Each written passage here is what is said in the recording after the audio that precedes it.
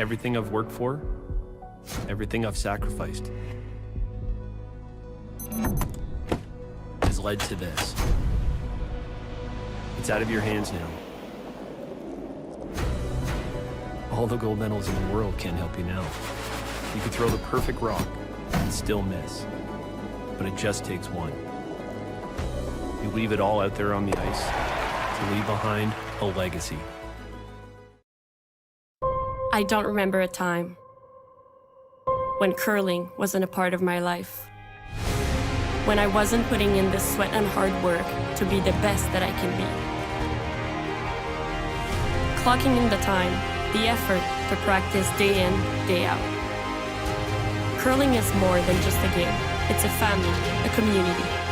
And when it's time to play, I know I'll be ready. Hardline, supporting hundreds of our next generation athletes. A very pleasant good day and welcome curling fans to the Henderson Medal Fall Classic presented by Kioti Tractors of Ontario.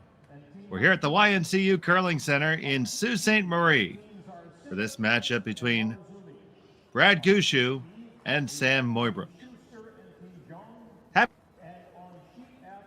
today. I'm Dave Schmel. I'm joined by Terry Corbin, and we have Ryan Jacques on the ones and twos. Brad Gushue with the hammer throwing the greenstones here in the first end. And Terry, what do you think you're going to see in this game? Well, you're going to see a very talented young team in Team Mooibroek. I've had the opportunity to coach against this young team. I think Sam's the oldest of the group at 25. The rest are under that quarter century mark. And they throw it well. Not much scares them. But, man, oh, man, you're going up against a guy that tends not to beat himself. He makes you beat him. So I'm looking forward to a young versus the experienced here. The young versus experience sounds like a soap opera. It is. We'll get to that part of the soap opera later. Well, we certainly will get to some of that soap opera. And we want to thank everyone who's joined us here on Curling Stadium already. More than 750 of you with us, and I expect to see more along the way. You can catch this in each and every draw. On Curling Stadium and Curling Zone, you have convenient links to all the scores. So Sam Mooibroek has his third Ryan Whitby, his second Scott Mitchell, and his lead is Nathan Steele. On Team Gushue, it is, of course, Brad Gushue, the six-time Briers winner, Mark Nichols the third, Adam Casey throwing second today, their alternate, and lead is Jeff Walker. A couple of guards up from Mooibroek, and here is the aforementioned Adam Casey with his delivery. Now, one thing we're going to note to our viewers is that they did condition the stones overnight. So we saw a lot of curl in this morning's first draw. Definitely expect to see that today as well. Yeah, they had some really nice late finishes yesterday. I mean, I'm a little surprised that they actually touched them up. Oh, I saw a draw. I think that they put the broom over in Ottawa and it still came back. Yeah.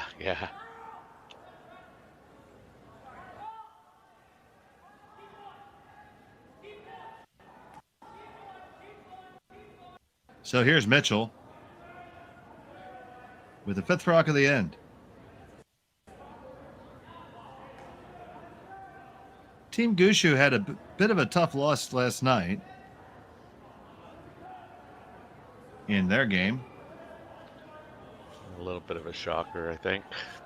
Yeah, well, Scott Howard and his squad made their shots, and they made pretty much all of them.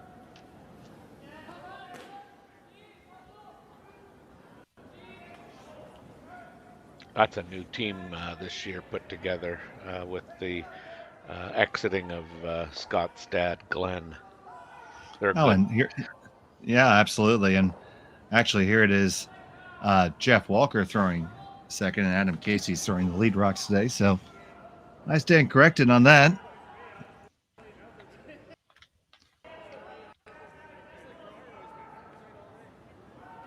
Oftentimes, when you have somebody substitute, you leave the lineup pretty much just the way it was and just swap out the alternate. But they elected to go this way.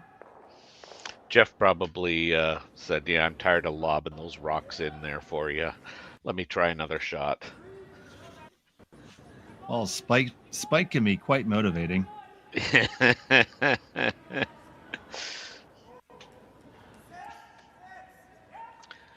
But starting to get a little bit busy here right now. Yeah, neither team is afraid to mix it up, that's for sure. Should certainly make for a good game. And they are on this right out of his hand. Got to hustle to get it by, and they're not going to. Now trying to see if they can't get a plan B out of it. And there's probably worse plan Bs than that. That's correct, yeah. So Scott wasn't exactly thrilled with himself there. So now Gushue with the hammer. They're lined 2, it looks like, at the moment. But not necessarily in the best spot with his opponent's stones in front of him. Mm-hmm. So where do you like clunking one? Yeah, and I think that's really, it's rearranging a few of these angles here to, better set up a good multiple score here.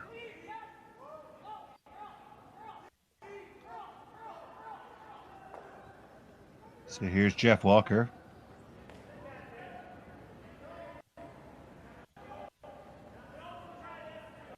Mark Nichols and former skip Adam Casey on the brushes.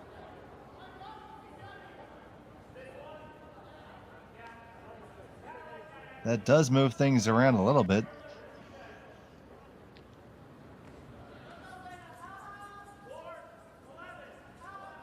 But how much did it really help? Yeah, I'm just looking at the at the angles there too, and I'm not sure it's that much better for Brad.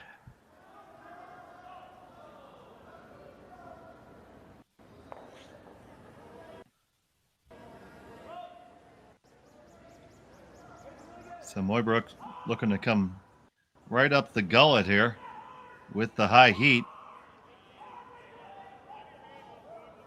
Whitby fires it in there. Got to hold it hard to get it there. Oh. That one comes up.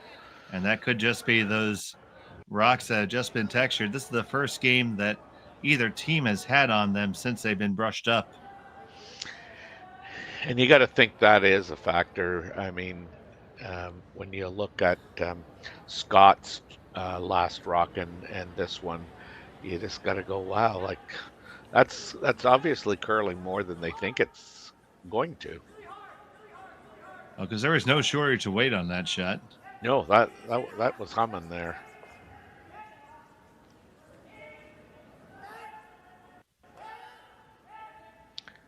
So now they'll have a little consult here. You could make a playoff to the side there. What were you thinking?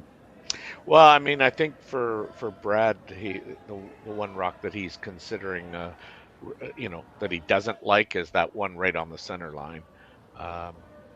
But at the same time, the green on the yellow there off to the side is pretty locked on the way it's set up. I like this shot. I really do. I really don't like losing the catcher there behind, but I mean, again, if you want to make a big end, you're going to have to jiggle things around a bit.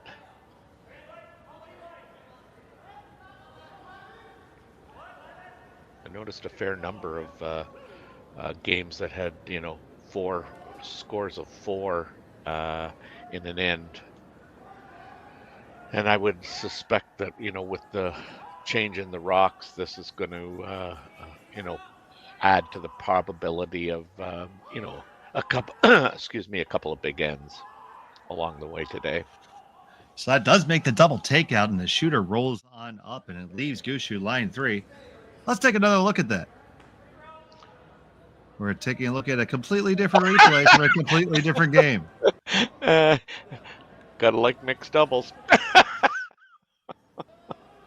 Now from Vernon, we come back here to the city. Oh, sorry, people. Sorry.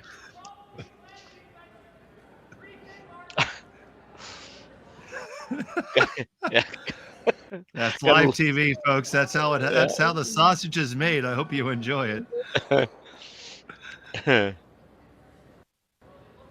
make that takeout. It is Sam Mooibroek sitting shot stone now. Second and third belongs to Brad Gushue. But all of a sudden, there's no cover, and these stones are so tightly grouped. I wouldn't be totally surprised if we end up working our way to a blank after all this. End, yeah.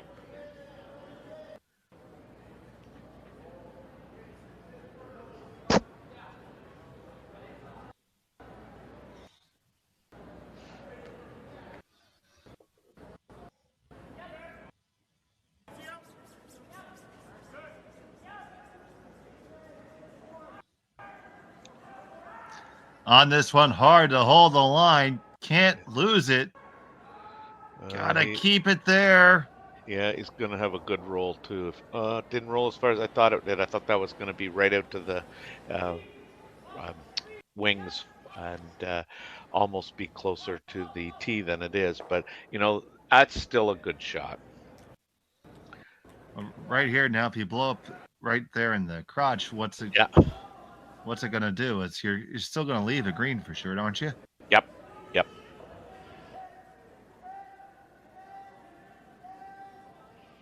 But I'm thinking Brad will probably sit 1-2. Or sorry, Sam will be sitting 1-2. 1-3. Sorry. Having trouble getting my tongue and my brain to work together. Well, you've only had the same tongue and brain for 60 years. You're bound to get it right eventually. Well, never give up. Never give up. Shot on the way from Mooibroek. Looking to execute the double takeout here. You want to get right in the crotch. And there they go. 1 and 2. Bye-bye.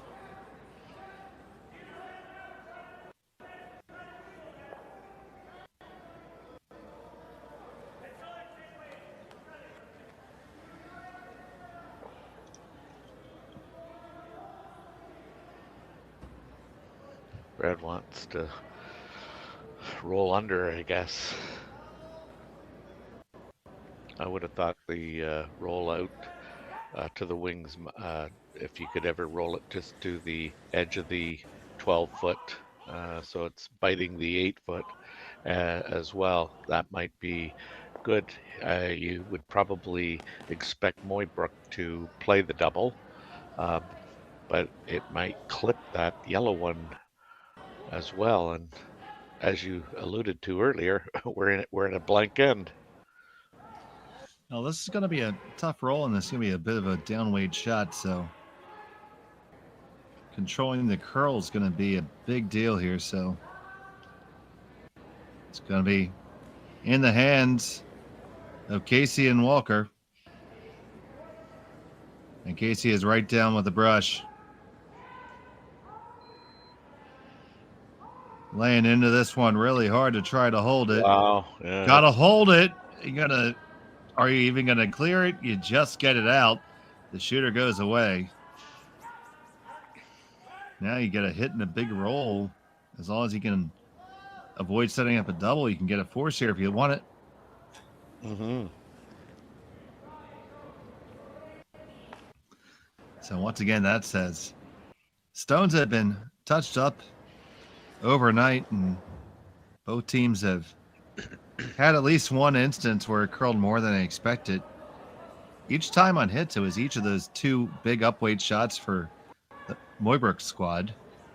And now the more of a touch shot from Gushue overcurled quite a bit as well. And the players would be aware that the rocks have been touched, and at the same time, your memory is a wonderful thing. Sometimes it works too good, and you just look down and you go, "That's just too much ice," based on yesterday's play, and you underthrow it. Well, they're right on this one out of the skipper's hand now, off of it, so they might like it, trying to carve it over now. And get the hit and a nice long roll. And that's what's going to leave them there. And Gushue's going to accept that he's been forced here.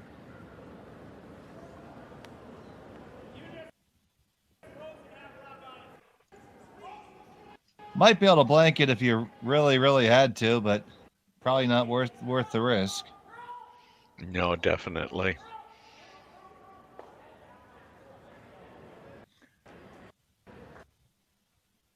So Kevin Killy make a similar shot for a blank in our last draw. Now here's Brad Gushue with the final stone of the first end. Just a nose hit and stick. Off and on, back and forth. And you get that one, no problem. It's a single point for Brad Gushue. He's up early on here from Sault Ste. Marie. We'll be back on Curling Stadium.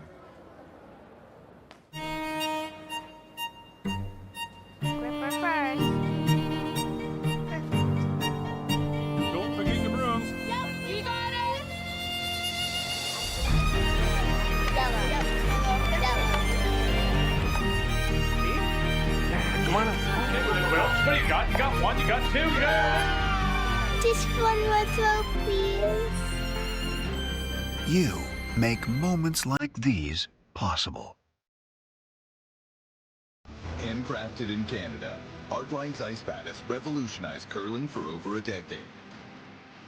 Engineered with top-tier precision and durability, it is backed by an unmatched 10-year warranty. Designed for curlers at all levels to sweep effortlessly with maximum efficiency, it is trusted by the world's best curlers, including Olympic and world champions. It is quite simply the best brew in the game. Hardline. Join the revolution.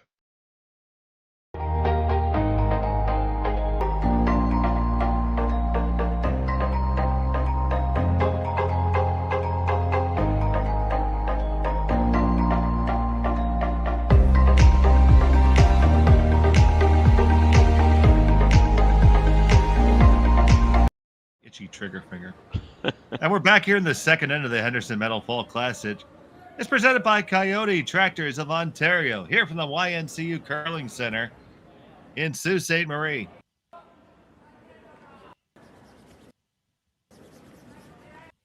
We have Brad Gushue against Sam Mooibroek. Gushue was forced in the first end. Mooibroek has the hammer here in the second, throwing those yellow stones. And he's elected to, instead of going around, put up the corner guard. And now Brad's going to come around his own stone. And here's Adam Casey, the alternate, throwing the lead stones for Brad Gushue today. The new acquisition has not yet joined the team. And Terry, why don't we talk about the elephant in the room? Why don't we talk about that new acquisition? We are talking, of course, about Brendan Botcher joining the six-time Brier winner. I mean, I read all the rumors, and certainly Botch's name was out there, as was Adam Casey's. I'm a little surprised, to say the least. I think Brendan, given his own doings with his team and over the last 2 years, I thought Brad would stay away from that type of thing. interested to see how the personalities mesh, that's for sure. Um, I originally thought when I heard it was true that Mark might be, stepping down to second, but uh, I just didn't think at all that Brendan would be a sweeper on the front end. No, it's definitely going to be a different dynamic for that team moving forward with the addition of what is admittedly another big personality in Brendan Botcher. Oh, for And sure. it's definitely generated conversation, and there's been some talk that there's been too much conversation about it. But the way I look at it is, if you're one of the most successful teams in curling for a long time and you make big waves, expect to get splashed some.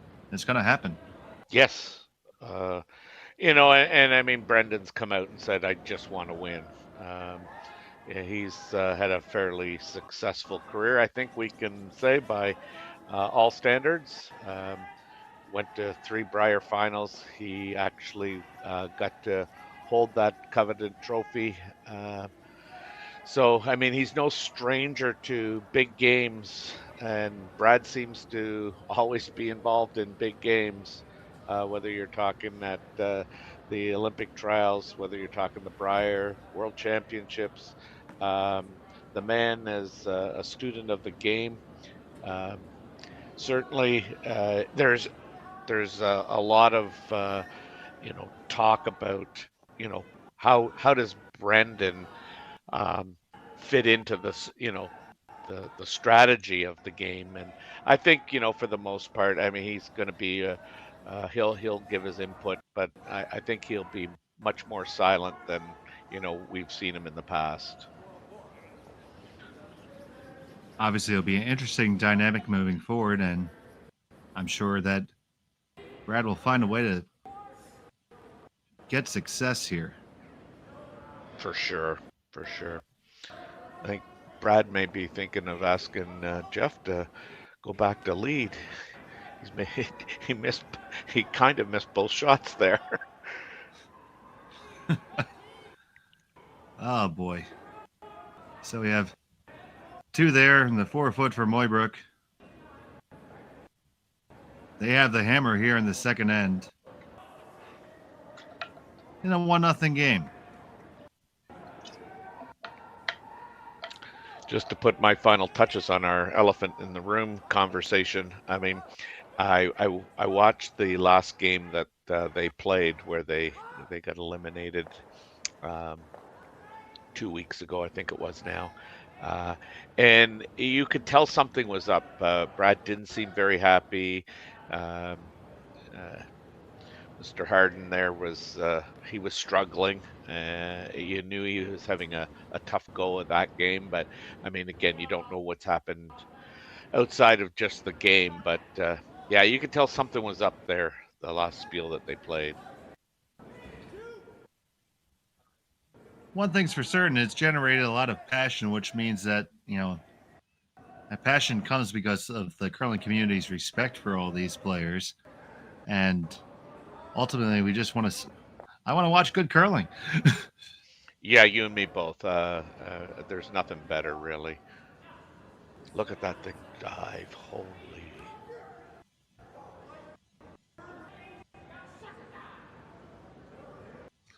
Yeah, that took a big curl there.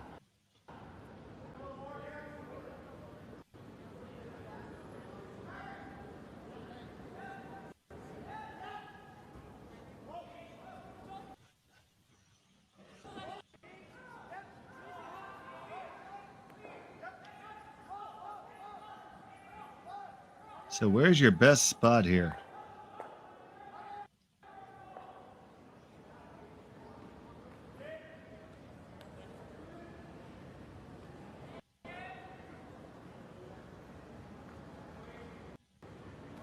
Tough to know where you should really go here. Here's Whitby. He's going to try to wrap one in there and set up the angles for himself and his team. On this one again, hard to hold the line. Look at that big finish here at the end.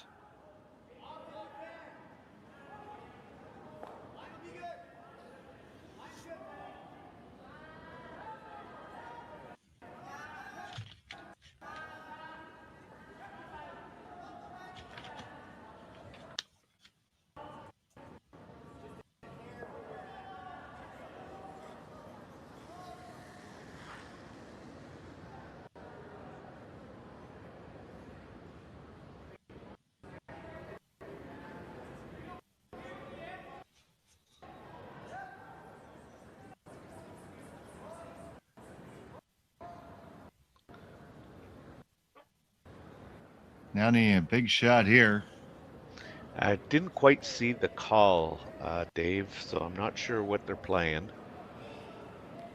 Yeah, did we lose you for a moment there, buddy? Yeah, we did. Okay.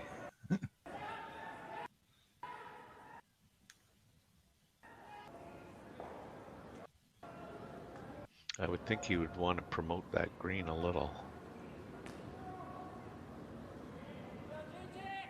Here comes the stone from Mark Nichols. And they do raise it up and right up onto the nose. That is one heck of a nice result. Yeah. Leads Mooibroek sitting 1, but that Gushue rock is welded to the top of it.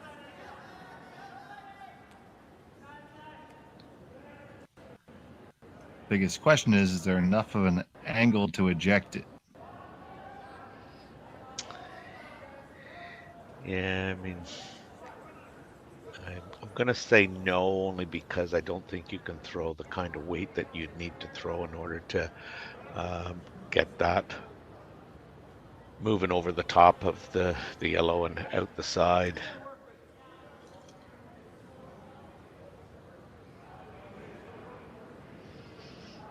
But I'm with you. I think that that last shot of Mark's was the result was excellent.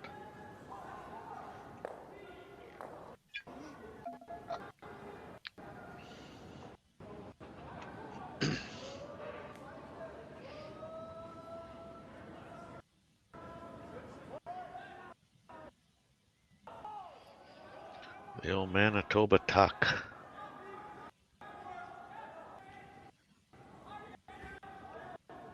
I tried that once. I'm still trying to find the rest of my knee. Yeah, you and me both.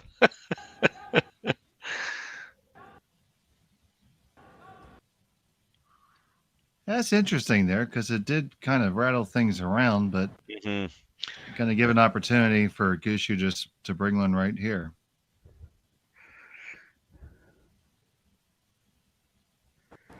Yeah, the only thing missing here is the lack of a telestrator.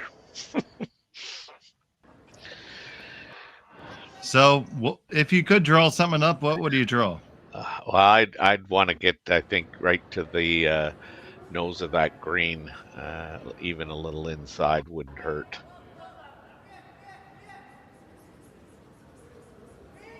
The way it curls there, my gosh, it's hard to picture being able to get through that hole. It's big enough, but the weight's so critical when it's curling like this.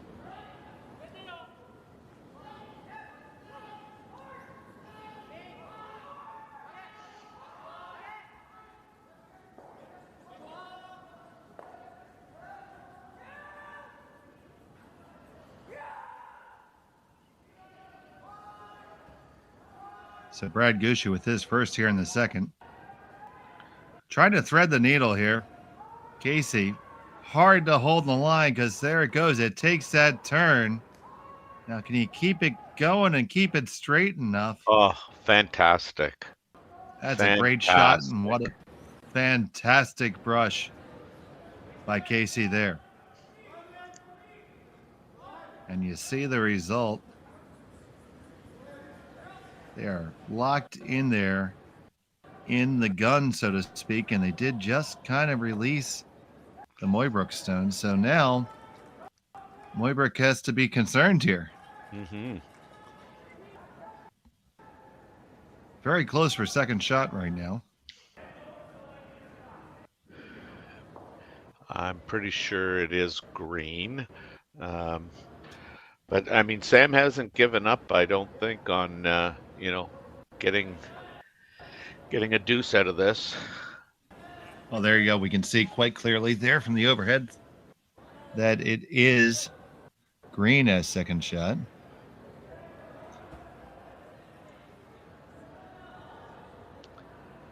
So Mooibroek's looking to generate that deuce. It's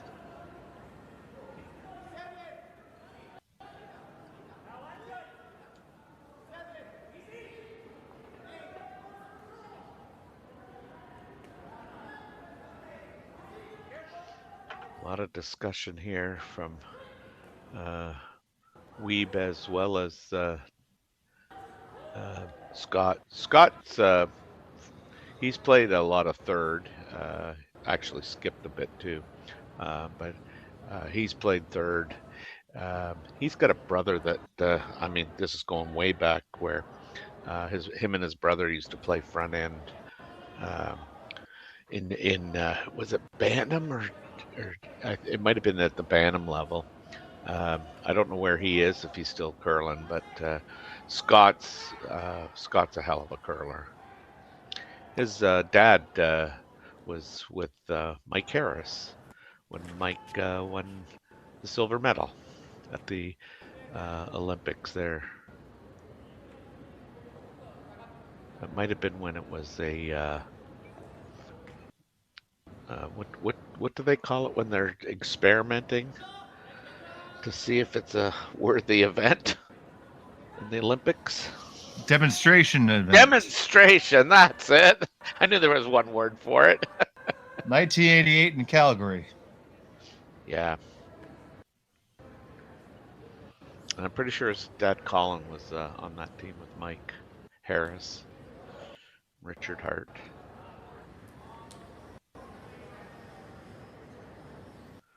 Here's Sam Mooibroek with his first here in the second. Yeah, he's elected to try and jiggle things around here off that green and promote his yellow.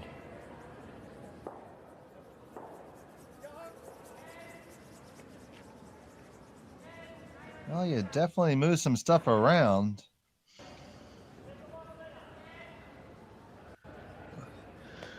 Oy, that's a lot of granite.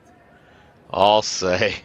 I just love the way Brad just quickly looks at, through the hole, hit the green on the high side, run it into the yellow, which runs it into the pocket, the green into the pocket, and I'll sit one. Wow. Nothing but net. Yeah. Like, please, throw the guard.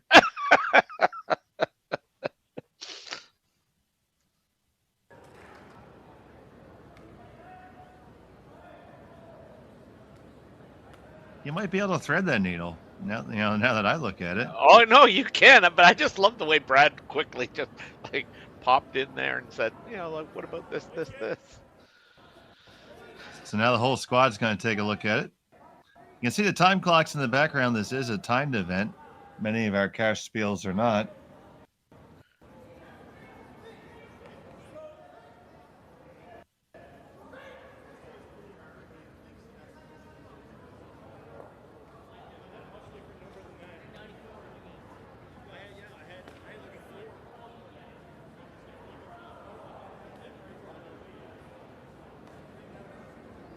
I do think this is the call to guard because I mean, from what I can see, which is not much, but I think chiseling that yellow one, with really quiet weight, is kind of Sam's only option, other than a blast run back, and that seems to be more of a hope and pray outcome.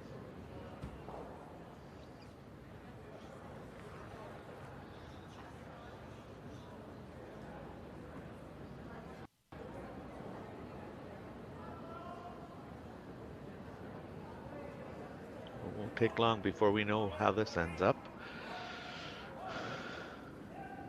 Yes, it's got a long way to curl, but we've seen that late finish. Yeah. Nichols has a place to put it. It's going to be tough to hold it that far out. That's a pretty nice shot by Brad Gushue there. So now what does Mooibroek have left here? You got to try to move stuff around, and it's so tempting because you. Yeah.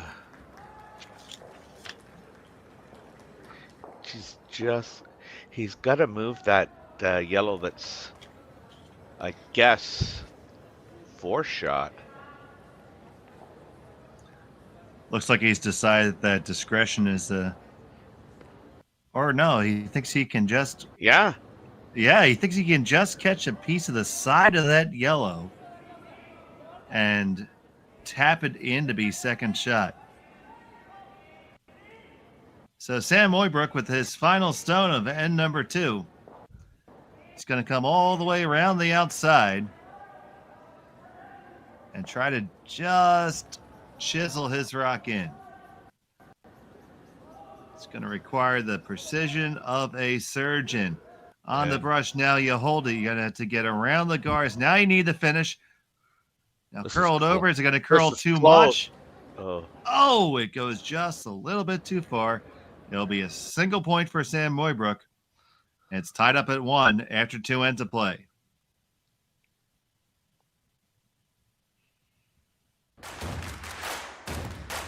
Imagine being able to stream every curling game from every sheet from any event, be it your Wednesday league game, bonspiel, or corporate event.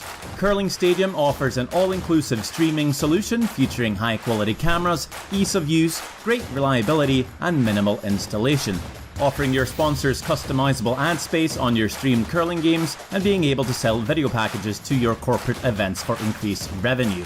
With Curling Stadium, you can stream to any device, be it your mobile phone, tablet, or computer.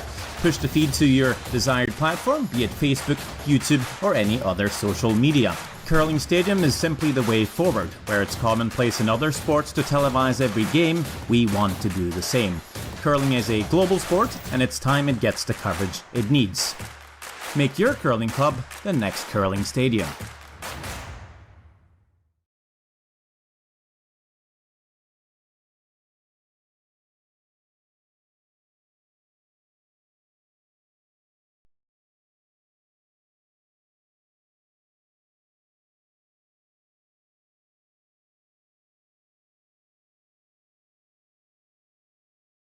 My phone's ringing in this room, and we're back here in the third end. And why you set up this end here for us? All right. So Brad now grabs hold of the hammer, and Sam and his lead have decided to throw one short. It hasn't got a piece of the center line, which I'm sure that was the call. And if it had been on the center line, that would have meant short, and the center line would have meant that Brad wouldn't be able to make a play on that stone at all. However, Brad's going in behind the rock, which is typically Brad's MO when you're throwing it short, unless he's behind by a couple. He might throw the corner guard, but he typically plays that shot. And now Sam's just literally coming down to that rock, trying freeze to it. These things are just busting hard. Yeah, we've seen a lot of curl early on in this game.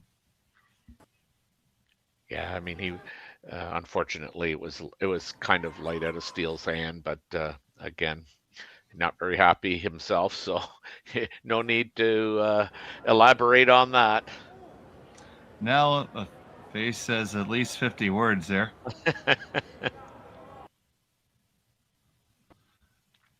It's all smiles for Adam Casey. Yeah.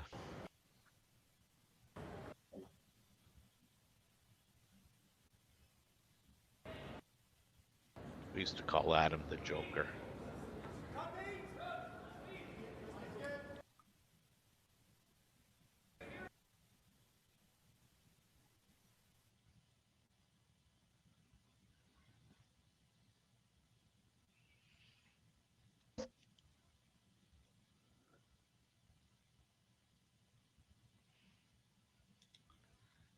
Looking to bring this one into the house even on up. Yeah.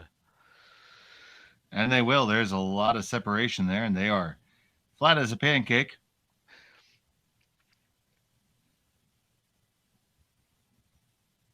Yeah, you don't often see Brad coming out to help sweep.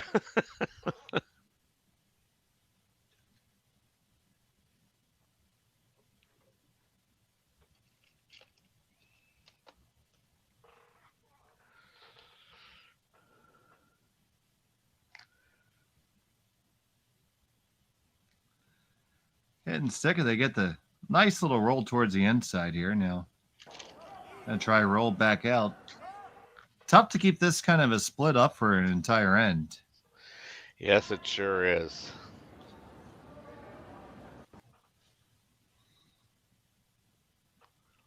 I mean, I guess it's easy against a club curler like myself because I can't make that one all the way across the house. The only way it gets there is if you push it, right? Hey, if I make that shot, I'm talking about it for 2 months.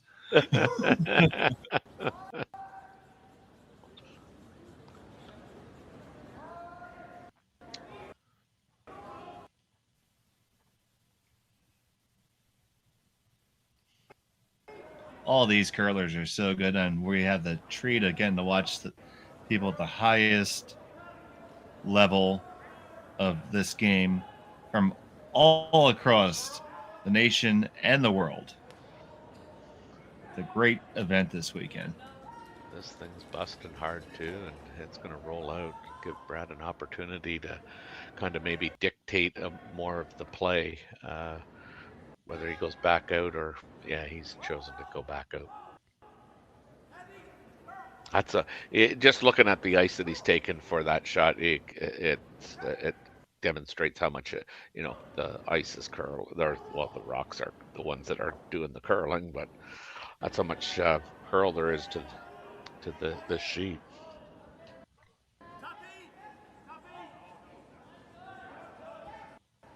They have certainly seen a lot of curl. Now this one, they are not putting a lick on it. Might be just a pound heavy. Now Casey's going to give it some final touches.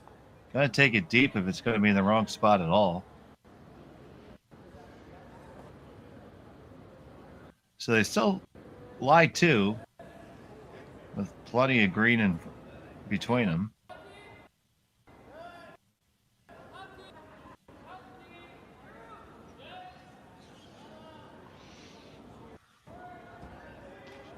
I'm not really familiar with Ryan Wiebe. I'm assuming just based on the delivery, he might have grown up out in the prairie, out in Manitoba or that way anyway. We certainly don't teach that here.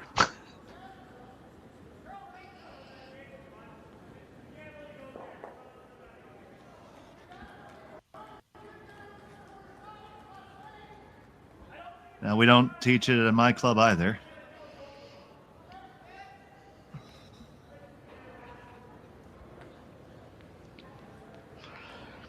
Every once in a while when somebody, we oftentimes, many people learn how to play using a stabilizing device. Correct. And sometimes folks that are a little bit shorter in stature, we have stabilizers that ride a little bit closer to the ice, so it's they keep a better alignment. We've had a couple instances where people using those little stabilizers have actually ended up developing a tuck delivery on their own. Yes. So then once that happens, then we coach them on it. Yeah. But for me, it's usually like, okay, do something kind of like this. Well, can you show me? No. Yeah. Yeah. You would have had to ask me that 20 years ago for me to show you.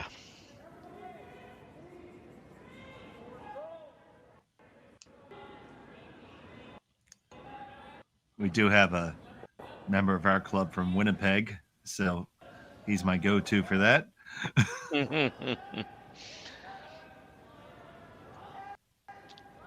So we see the split being maintained here.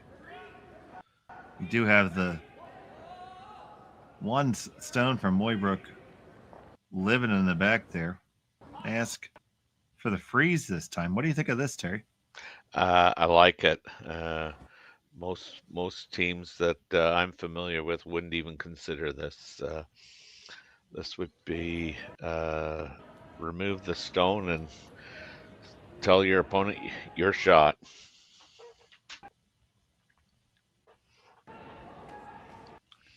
This has a lot of curling to do. There's a lot of finishes, or that much.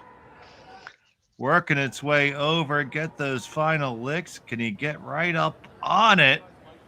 Well, you come even. It's pretty close. It's not bad.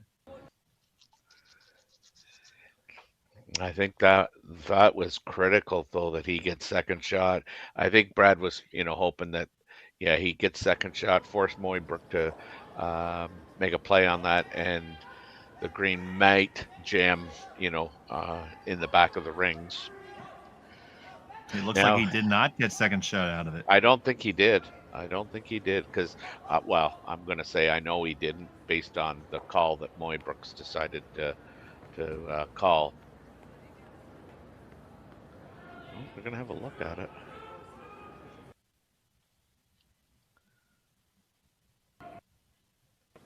Oh, yeah. No, they're not. That's not second shot. It's definitely yellow for second, so. You like drawing in and freezing into the house now. Mm-hmm.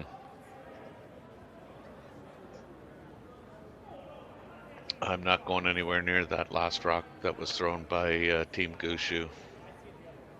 I'm not going to help him. He doesn't need help. In curling, that is. I don't. He's been pretty successful in life here, Terry, too. Yes, take it easy, buddy. I like Brad. Okay, good. I have a lot of respect for his curling talent, man. We got 1,600 people watching us. Somebody's going to tell him.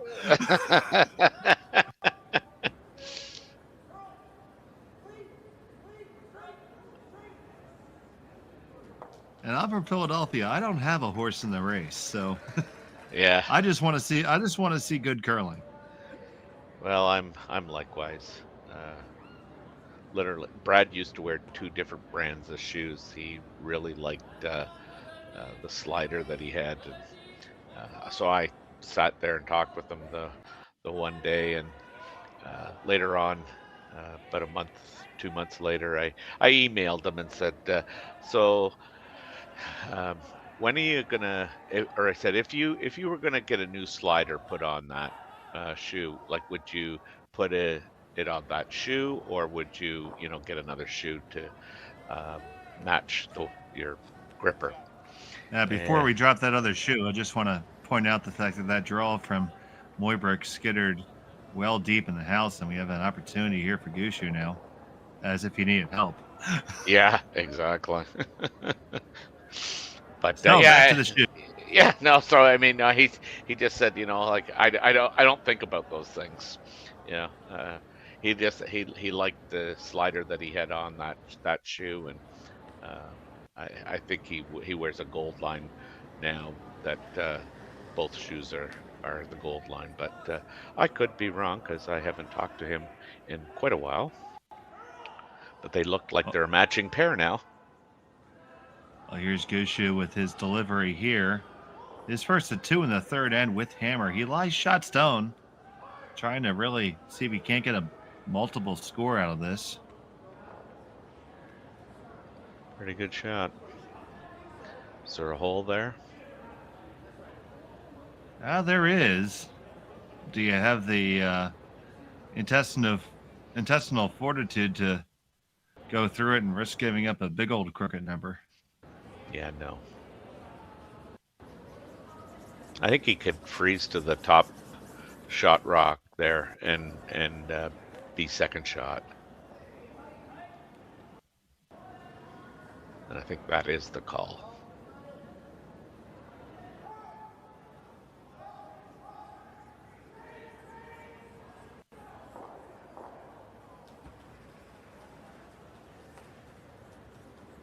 So Sam Mooibroek with his final stone in the third end.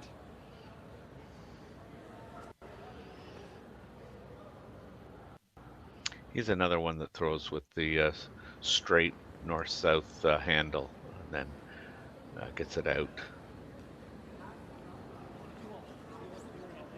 Yeah, we saw that same delivery from the folks in the Schuster rink last night. Yeah.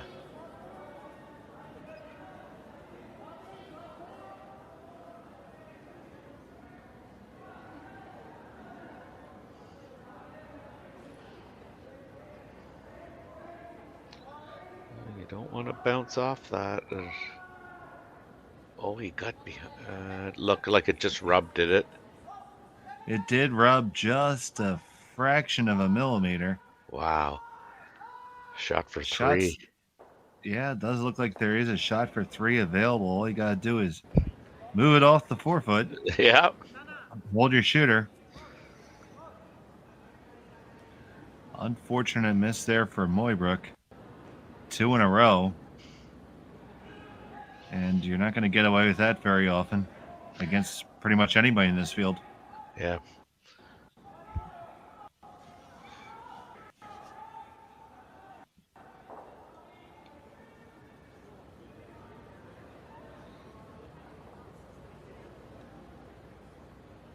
The good news is that it is shot rock, so I mean Brad does have to make this.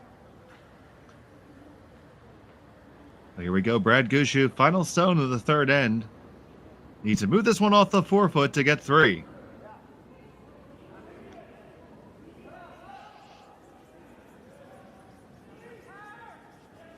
Casiano with the heavy clean. This looks Needs good. to bend in. Now we're trying to walk it over. It's going to come over just fine. Does the shooter hang around far enough? Far enough. It's 1-2 for sure. 3. And yes, it is 3. That's a score of 3 for Brad Gushue here in the third. And you take a 4-1 lead here in Sault Ste. Marie. We'll be back after this. I don't remember a time when curling wasn't a part of my life. When I wasn't putting in the sweat and hard work to be the best that I can be. The effort to practice day in, day out. Curling is more than just a game. It's a family, a community. And when it's time to play, I know I'll be ready. Hardline, supporting hundreds of our next generation athletes.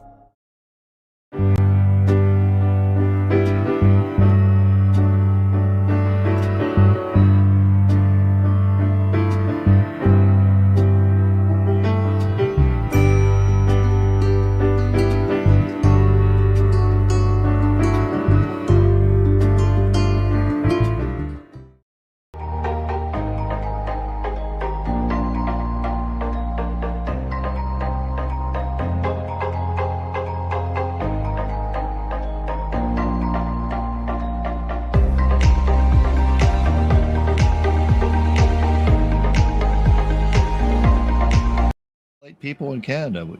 And back here in the fourth end of the Henderson Metal Fall Classic presented by Kioti Tractors of Ontario here from the YNCU Curling Center. It was a big score, 3 by Brad Gushue in the last end. And Terry just capitalizing on a few little mistakes there. Exactly. You have to be so precise. And on Sam's first one, he goes deep, and the second one, he's just like a pound heavy, and that turns into a 3. Brad had to make a good shot, but as you said, most curlers at this level are the odds are with them in terms of making those shots. So now you had to bounce back here and buckle down. Still a lot of game left in front of you, too. So, sure, you never want to give up 3, but definitely can't let that get in your head. You just have to get back to your game plan score a deuce and get back on the horse. That's right, and Sam's throwing up the corner guard. Now he's going to use it. I'm sure, he's thinking along the same lines that I'm not going to, panic here. There's still 6 more rocks to come for us after this one. We'll plug away and try and make our deuce.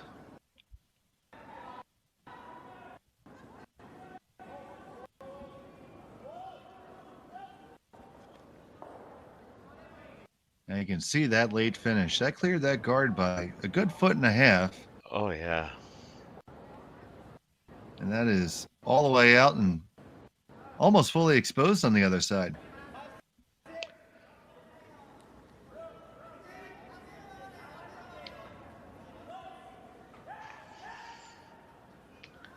You cleared the guard by so much, you might even be able to dig it out. Yeah, and this is, where I think watching curling is so fantastic because, I think most people, again, your natural instinct, I don't have the hammer, I got to get rocks out front, and obviously there's nothing wrong with that, but Brad decides to chase this.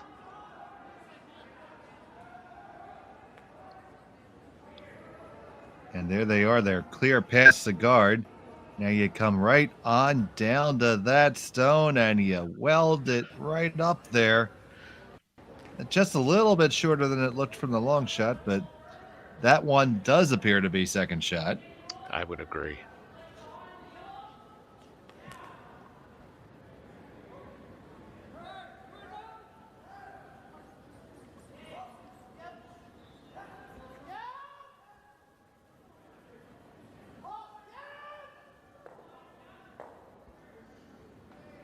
So Mitchell delivers.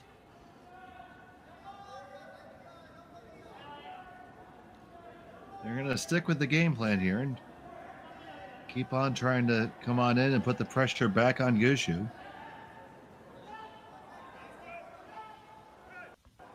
Tight to the guard. And right on down.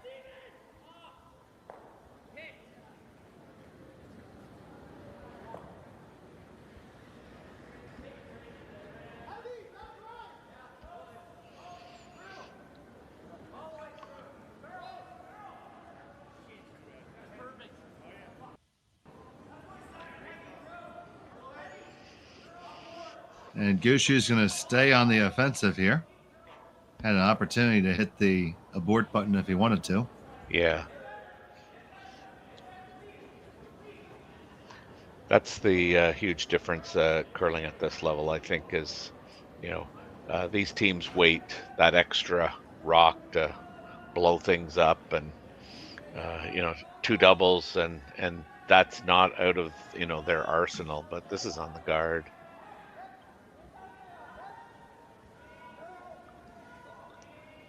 Taps up their rock. It does change the angles ever so slightly.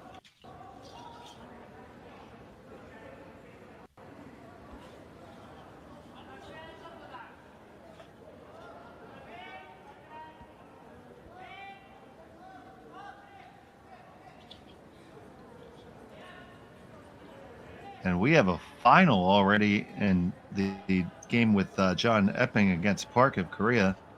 8-0 after 3 ends. And that's handshakes here. Wow. Yeah, just quickly updating the other scores around the rink. Sandy McEwen's got a 2-1 lead on Alex Champ, and Alex has the hammer. Schuster's up 2-0 on Jong from Korea, and Jong has the hammer. Brad Jacobs and Maeda from Japan are tied at 2-2. Brad Jacobs has the hammer. And Andrew Simmons is down 3-1 against Morizume. And Andrew has the hammer. That gets us all updated across the ice. Thank you for that, Terry. And you folks watching at home can Log on to curlingzone.com and get all those scores from all the spiels around the country and around the world anytime you like. They're on your mobile device.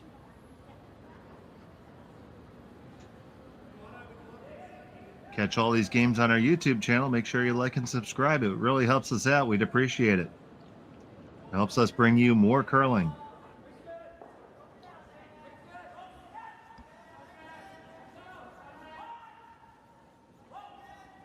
Take out there by Nichols.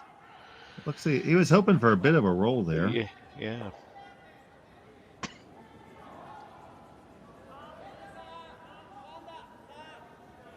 Now we see what Mooibroek is looking at. He sees a lot of green and only 2 of his, so you could throw that double. That's certainly there on the shot that was just thrown by Mark Nichols. I kind of like that. Yeah. Or they're going to draw in here and maybe shuffle the deck. The broom's down for it. Yeah.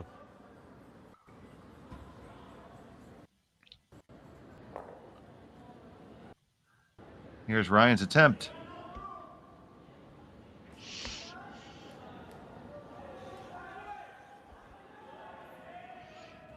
Again, I mean, we've seen it all spiel long that a rock, 2 inches, 1 inch from where you wanted it can turn into disaster. This freezes on down to the Gushue rock. And Gushue's going to request a conference.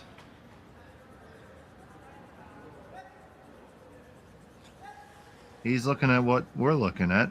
Mm-hmm.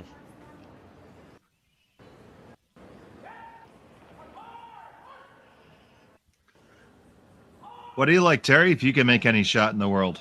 Oh, if I could make any shot in the world. I'd like to pick it up, bring it down, put it in behind that green one on the button. But if I had to throw it, oh, wow. I mean, I don't mind the green, on the wing there and rolling it into the middle. You might catch that yellow one as well. I'm not sure what they're playing, but I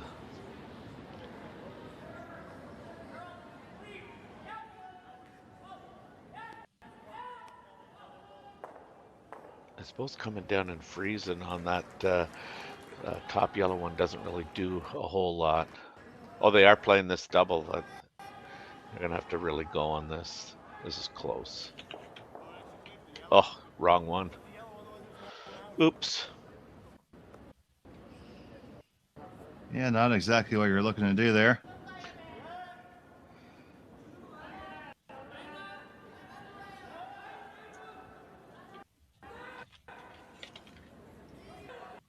That was always the risk of playing that shot, I guess.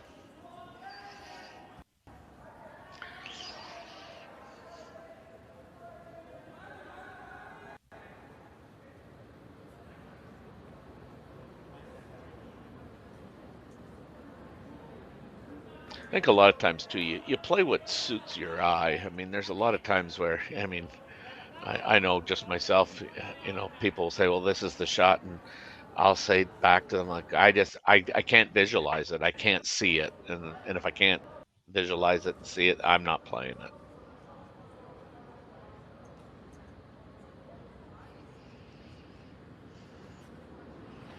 But this is an opportunity to sit to. Gonna have to make one of these if you're gonna be holding on in there. Gonna try to get this hit and get just a little roll. Carving it over, you're not gonna get any roll whatsoever. Lying out there exposed.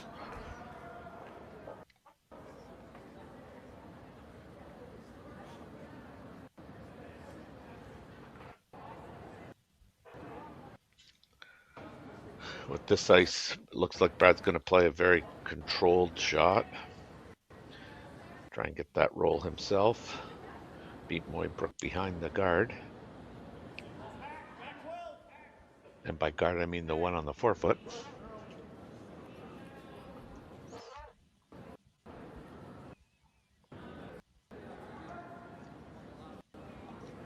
I'm talking about how swinging the rocks are there, where one on the forefoot is a guard. Yeah. Casey is on this for his whole life, everything he's worth to try to hold on to this one. Yeah. To make the hit, you need to keep the shooter there, and it just hangs on. What a great brush by Adam Casey. As Adam walks by, maybe he said, "Yeah, you should have considered me." All right.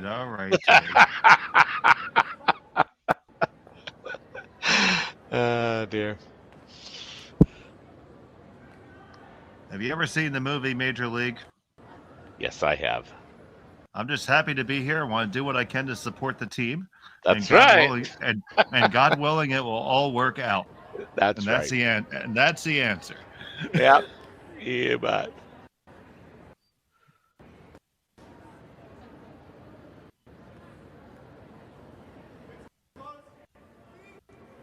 All these guys, they put in a lot of work, but they're all lucky to be playing at this level and get to compete at such a high level in this game that a lot of us love to do for fun, and to be able to do it at such a high level and compete for your country, that's got to be awesome. I can't even imagine it. Well, that's so true. It's a luxury too that sponsorship has really improved in the game of curling, allowing some of these top-notch teams to, really treat it as a profession. So Mooibroek here with his first in the fourth.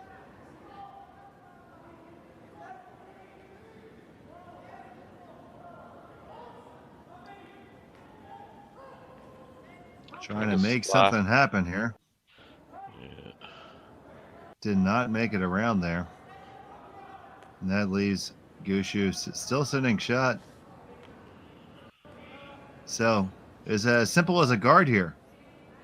Mm-hmm. I mean, just quickly looking, if Mark would get out of the way, there's the raise on the yellow as well as the, tap on the yellow. Maybe Brad's in the way. I think that relatively flat double that might be there for two. Yeah, it might be. I think I'm kind of either guarding that run back on the yellow, or I'm coming to the back four.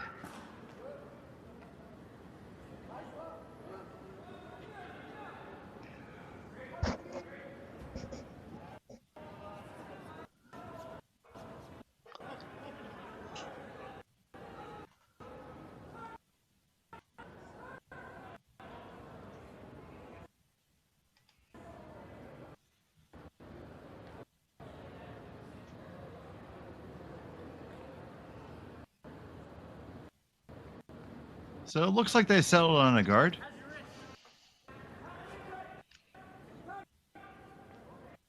Gonna leave the decidedly difficult shot.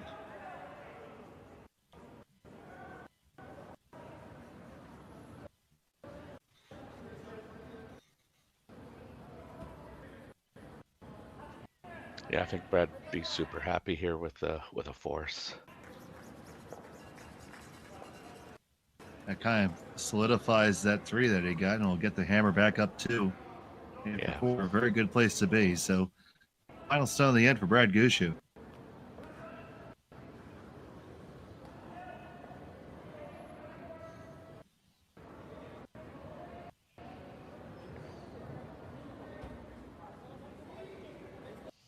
Yeah, they're going back for. You just need to be second shot. Yeah, force the draw. And there will be it. You saw the call. It's going to be a draw to the button for Sam Mooibroek to get a single here in the fourth, facing two.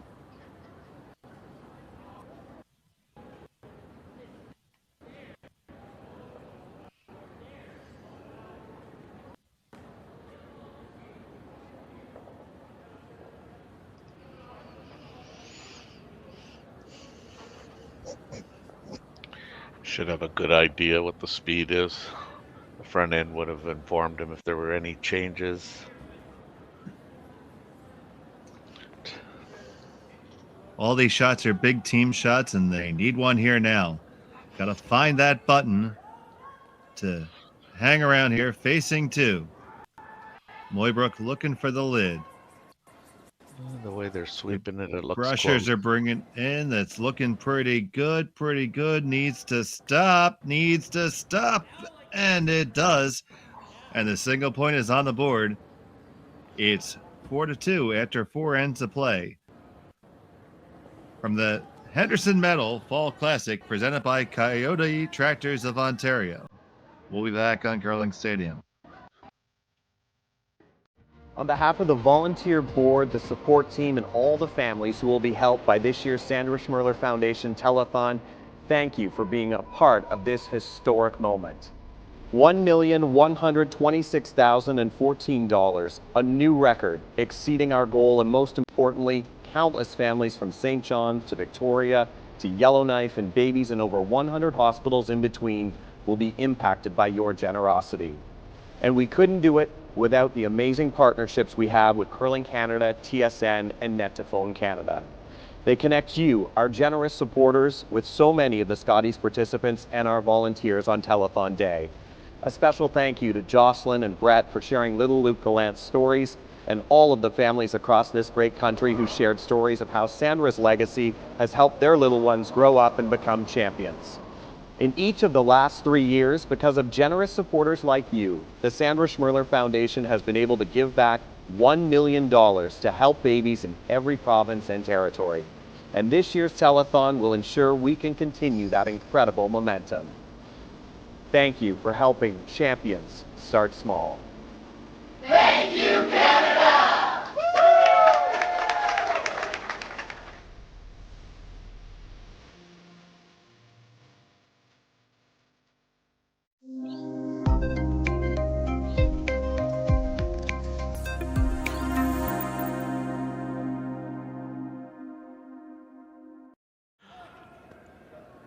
We're back here in the fifth end. From Sault Ste.Marie in the YNCU Curling Center, it's the Henderson Medal Fall Classic. It's presented by Kioti Tractors of Ontario. A big $100,000 purse up for grabs, and it is Team Gushue holding the 2-stone lead. They have hammer. What are your thoughts halfway through this game, TC?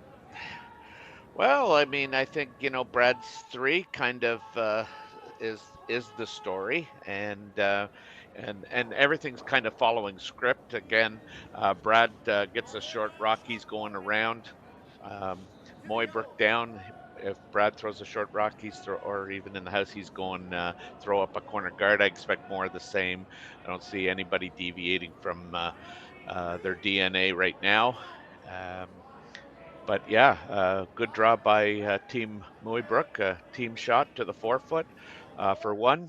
That was needed. I'm just, I guess, a little bit surprised at how many rocks are over curling, and the curlers have not made the necessary adjustment for the most part. It definitely has been a game of inches here and wrecking on guards at very inopportune times. Pleased to have all of you folks joining us who are watching us today. Over 1,600 of you on the stream. We're thankful for each and every one of you for joining us today. I'm Dave Schmel. He's Terry Corbin. Ryan Jacques is on the production. And we have all of our games and all the sheets running right now. We'll have it for you all weekend long. You can get all the scores on curlingzone.com.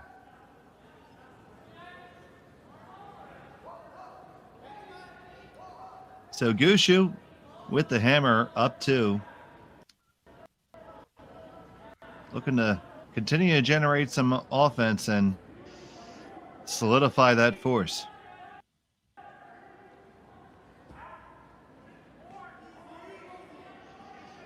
This stone is taking off. This is going to be hard to even get it past the guard, it looks like. Yeah, Nathan's just struggled, I think, with the weight portion of things. I mean, just that weight that they were using yesterday, the rock's just curling more because it's a little sharper. So, you, by the looks of things, just need to be positive with the releases. So, explain that to somebody who might not be as familiar with what you mean by that. What's a positive release? Well, I guess in my terminology, if you know what draw weight is, just give that little that positive. For me, I call it an extension. It's in other words, not be light. Just make sure that if you're looking to throw, say top 12 or top 8. I mean, if you're working on memory, it's probably back 8 that you've got to throw in order to get the same result from yesterday. That seems to be one of those repetition things you play on the ice. So you get a feel for the weight, and it's just memory, and so now you got to add some cognitive stuff to the memory. Tell yourself, I have to be positive with this rock. Well, I would think that one part of it is when the rocks are curling more than they were the day before, it's just a matter of physics. The rocks traveling a longer distance. For sure. I mean, and they're sharper. Sharper's probably not the right word, but they're definitely going to grind a little bit more. The rock that's on the ice surface, it's a little rougher, I guess. I mean, maybe not to the touch, but it doesn't take much. I can remember playing a spiel, the Sun Life spiel, and they touched the rocks in between. Overnight. I was gonna say in between draws, but that was in between draws. But yeah, what a difference! We went from probably 3 feet of curl to 5 feet of curl, and it was hard to literally look down at the broom, see that amount of ice, and go, I still got to throw normal. Nichols trying to clean this one up, and it's not going to curl up quite as far, so I'll have to settle for the straight peel there. Yeah, Mark throws those peels so well. I still remember the game that Gushue won the gold medal, and when he was playing with Russ Howard, and Nichols was just a machine playing third in the gold medal game.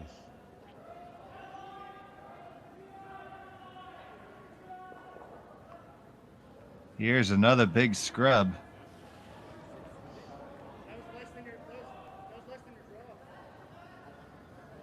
On the stone from Whitby.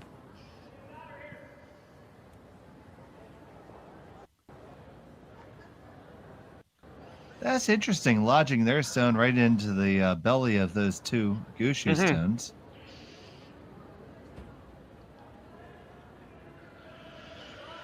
I probably should get in my comment about the crowd support here. It's been really good all weekend, or all week. It'll increase on the weekend, but I said it yesterday, and then they zoom over, and we had a lot of games that were completed, and it looked like nobody was here. So I'm going to get that in right away.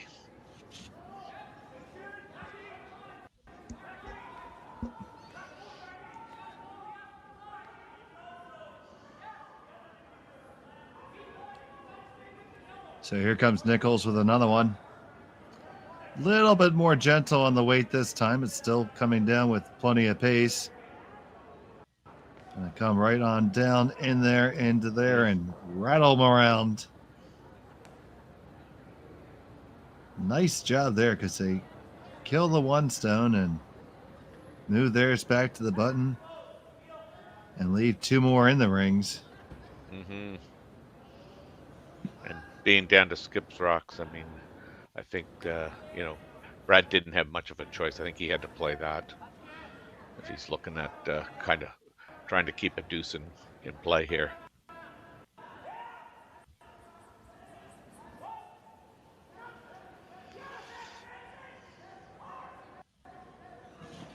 So Mooibroek needs to hit and roll underneath this whole stagger to try to put the force on.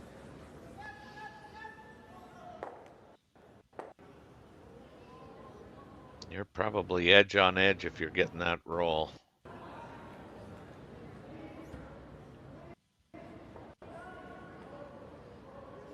They're waiting for it to curl.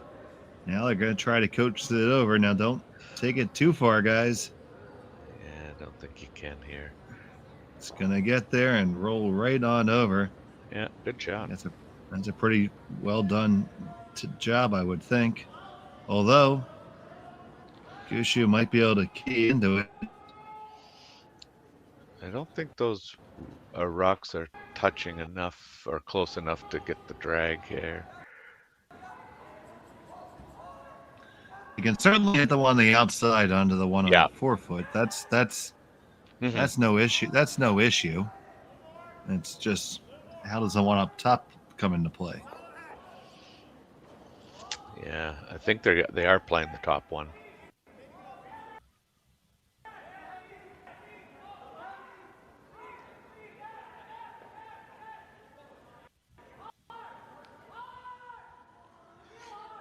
Unless Brad's throwing a bullet and that's not his bailiwick. There you go, folks. There's the word of the day. Terry Corbin whips out bailiwick.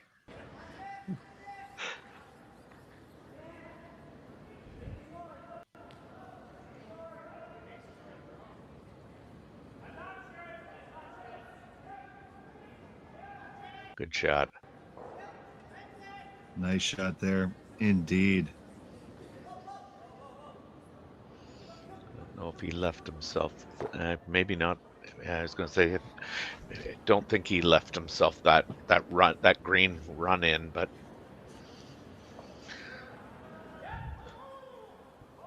I don't think it's there either.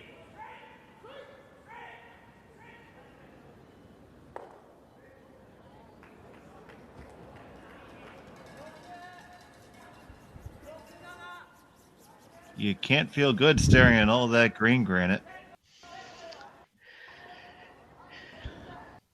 So what's the best defense against this, Terry?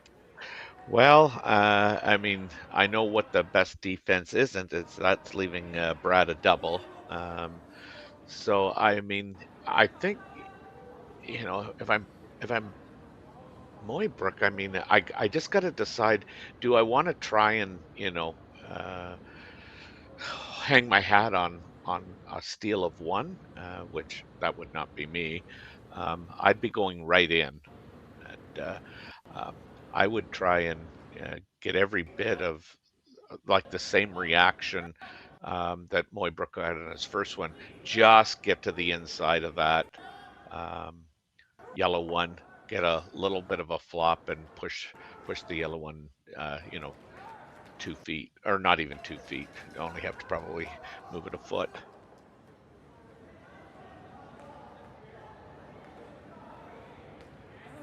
Well, the broom would indicate that Mooibroek might agree with you here.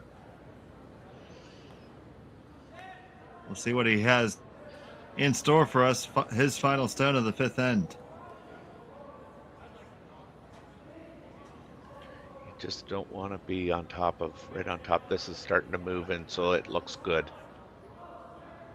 Needs to finish up a little bit more. Oh, it's perfect, I think. Yeah. Excellent shot. Force is on. And again, I think that's the best he could do.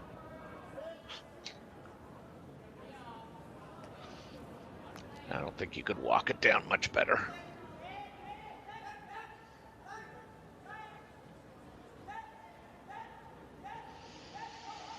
Now, you mentioned being able to walk down and place a rock. I was able to play in a charity event where that was actually an option for an additional donation.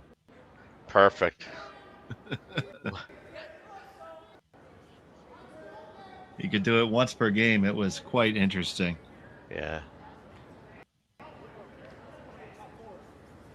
Well, we do place rocks, when I was coaching some of the junior teams that I have over the years. I mean, that's kind of, one of the things that you do.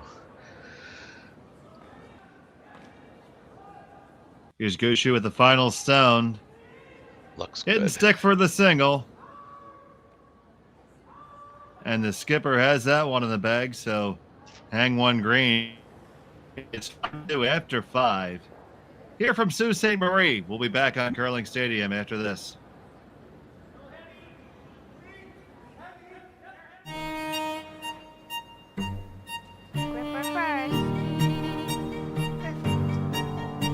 Don't forget your brooms. You got it.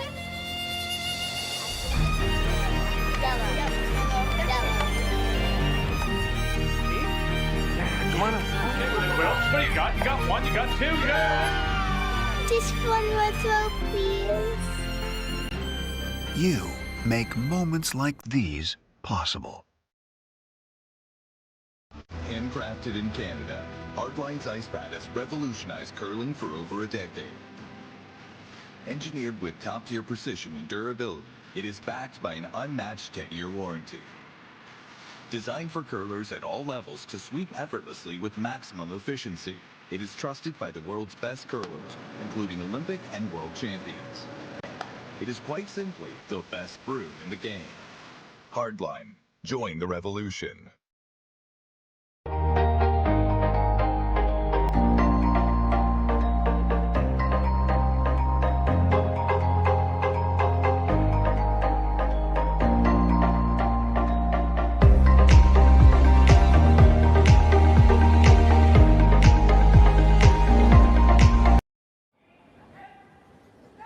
We're back here end number 6.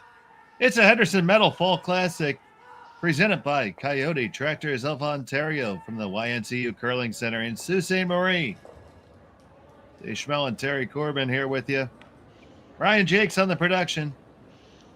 And 1,700 plus of you are with us too. And we thank each and every one of you for joining us here on Curling Stadium on this Friday. So, Mooibroek has the hammer, needs to make something happen in the 6th end here, Terry.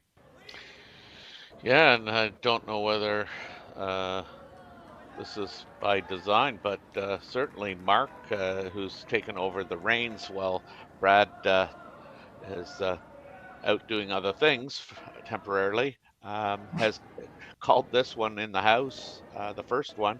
It's top 4 or close to T-line, and they're coming in on top of that, and Adam's done what he's been asked to do. And now Nichols is going to leave and say, Brad, I've done all I can for you.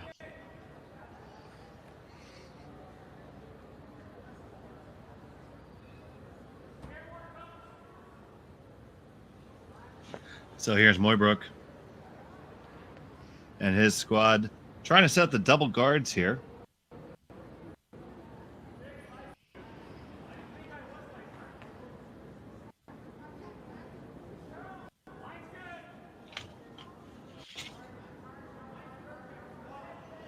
Yeah, this is just a personal choice, really, by Sam. He could have opted to throw another corner guard on the other side, but I think in all likelihood, the fact that those rocks are on that side of the center line, he's chosen to stack them again.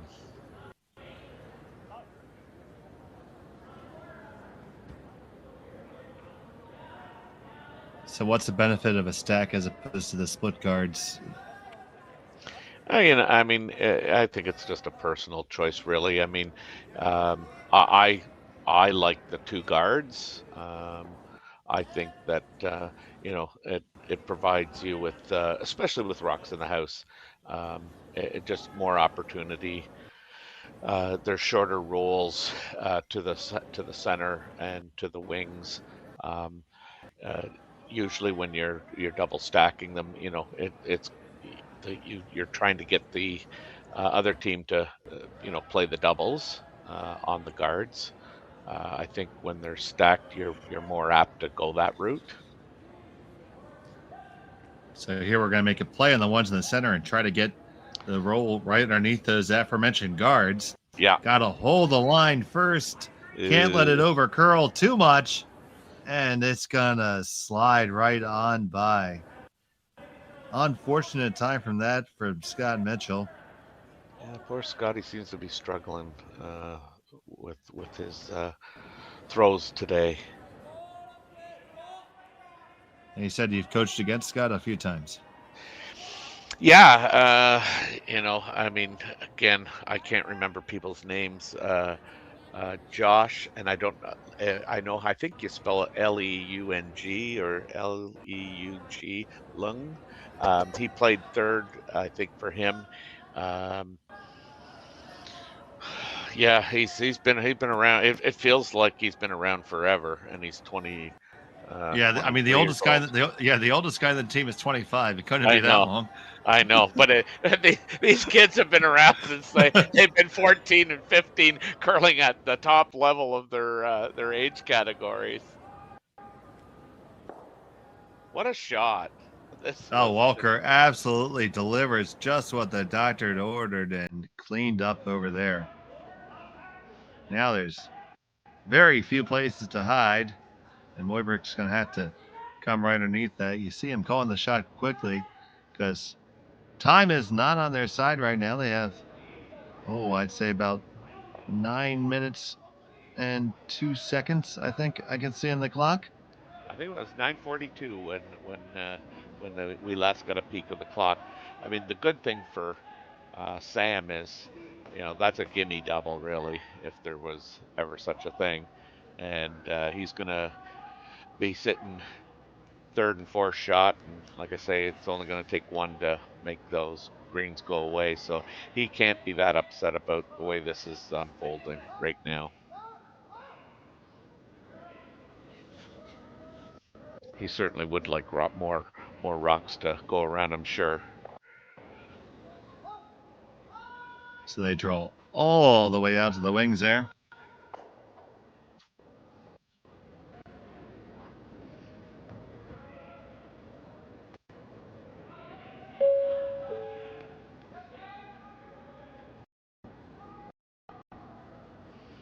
Yeah, called and made. Now that's a nice pocket there for Sam to try and nestle one in there.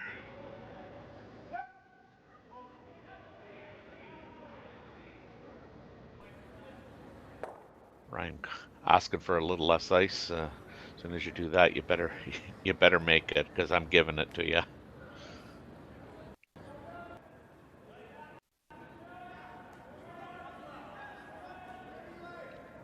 Again, the pressures are on it early. This is really going to have to go hard on this to get it to the green rocks. It does end up being just a little bit short of them, yeah. Yeah. But given that it's third shot, I mean, Brad probably doesn't want to just leave it there, but he can also play the same shot that Mooibroek just played. It's not the worst option in the world. No.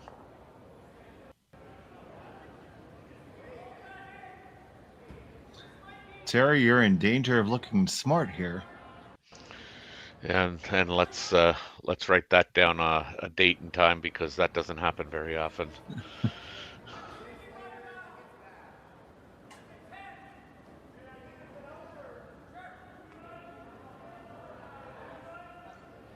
So the stone away from Nichols. Yeah, little out-turn draw.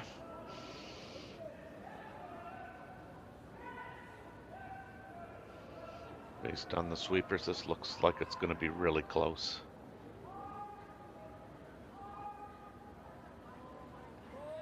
Oh, is that any good? I'll tell you, that's That's not the worst. I don't hate it. Yeah. Well, you're not a hater anyway, so. I am not a hater.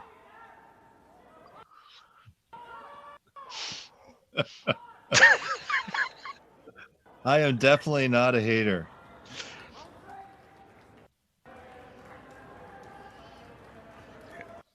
I'm getting ready to slip into Nixon here. Yeah. So now with the Manitoba tuck, we're going to come on out and try to just remove a bit of granite here, push their own back into the pile, and you only got one of them to go. Yeah.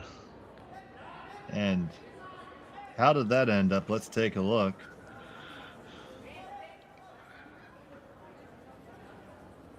And you see you have Gushue to line 2. Yeah. Third stone belonging to Sam Mooibroek. Fourth is Gushue as well.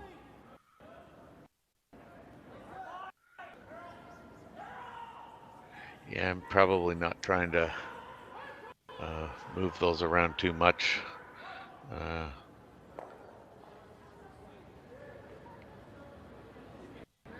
Do you ever just lob another one in, or you can always throw a long guard, I presume? Yeah, I'd never be throwing the guard, I don't think. But yeah, I realized I was wrong as soon as I said it. So. Well, I mean, no sense fighting with you then if you know it was wrong. I mean, he looks like he's. I mean, just even talking about making that yellow double seems insane to me. But that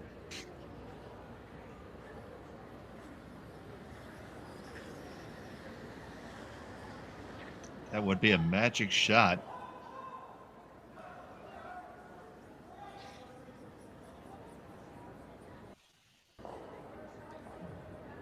So I'd like to thank everyone who's just joined us from other games that have finished up. Brad Gushue here, holding a 3-stone lead. Playing the 6th end here. He doesn't have the hammer. He's looking to make a big shot here. Yeah, I thought he might just try and slash that off the top, but he's playing this. It looks all in.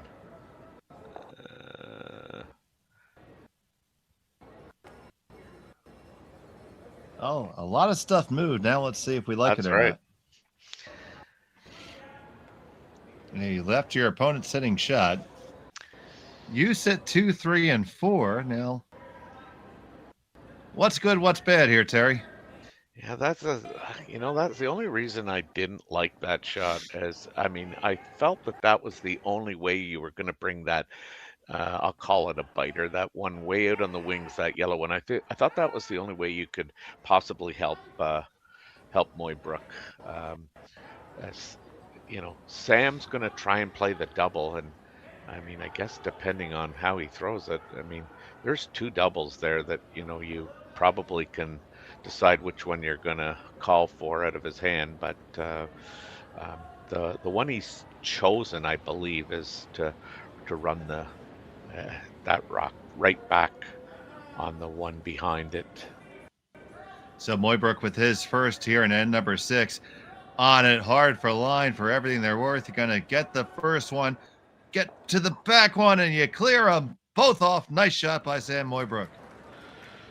Yeah, so I mean, I'm just going to go back. I'd like to be able to talk to Brad about, what the ideal outcome was on his first one, because, you hit and roll out now. You've given Mooibroek his 3. And, I mean, not that Brad's going to hit and roll out, but again, it was an opportunity that I honestly don't think was there prior to him throwing his first shot. But what's done is done. Now, correct me if I'm wrong, Terry, and I know you will. You make this hit, you need to get a little bit of a roll to avoid leaving a double, right? I don't think so. I mean, I don't know where that other green rock is now that I can't see it, but I think if he knows this, I think he's pretty good. So final stone for Brad Gushue here in 6.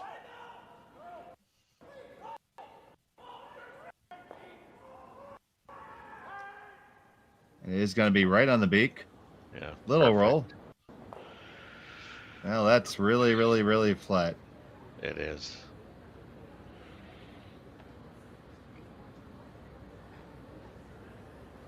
Could he ever split those two yellows in? I suppose that's possible. I think they actually have discussed making that double. Oh, off their own, so that their shooter goes to the shot rock and the one that they're Right. going to So hit. what you're trying here is, so you're looking at playing the yellow onto the green, and then roll the shooter off to take off the other green.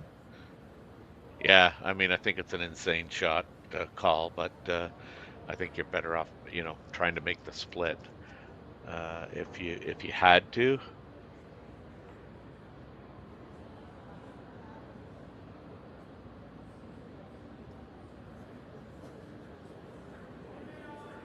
So here we go. Looking for the split. Sam Mooibroek, final stone of 6. Looking for a dandy to keep himself in the game. On this one hard, you just got to get a piece and spin them both on. Don't want to overcurl it. Oh, it's going to overcurl, I think. Yeah. Give me your old curl and just get the straight raise. He'll hang on for a single, so it's 1 point from Mooibroek. The score is now 5-3 after 6 ends of play here at the Henderson Metals Fall Classic, presented by Kioti Tractors of Ontario. We'll be back. Imagine being able to stream every curling game from every sheet from any event, be it your Wednesday league game, bonspiel, or corporate event. Curling Stadium offers an all-inclusive streaming solution featuring high-quality cameras, ease of use, great reliability, and minimal installation. Offering your sponsors customizable ad space on your streamed curling games and being able to sell video packages to your corporate events for increased revenue. With Curling Stadium, you can stream to any device, be it your mobile phone, tablet, or computer. Push the feed to your desired platform, be it Facebook, YouTube, or any other social media. Curling Stadium is simply the way forward. Where it's commonplace in other sports to televise every game, we want to do the same. Curling is a global sport, and it's time it gets the coverage it needs. Make your curling club the next Curling Stadium.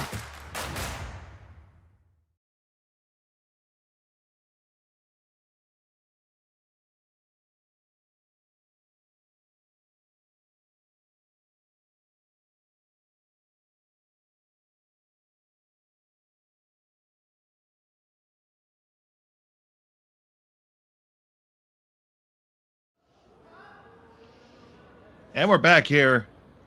And 7. It's Brad Gushue with the hammer, and we're going to look to see if that guard is on the center line, and they're going to look to see get the quick square out, which gives me a great time to solicit what your opinion is on the no-tick rule. I love it. I love that, it's just another way, in my opinion, to keep rocks in play, and people had become so good. And for the longest time, I thought, you know what, you have to practice the tick shot. You have to see it happen. I'm a kind of a memory curler, and so if you're going to make those, you got to make them several times.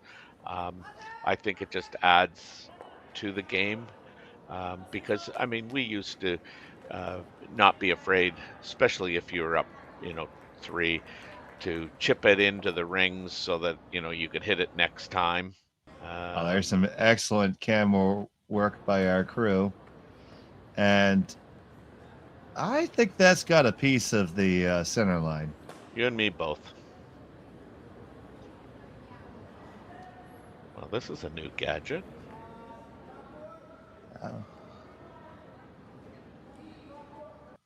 If everybody can like and subscribe, we can get more toys. Maybe we can get Terry that.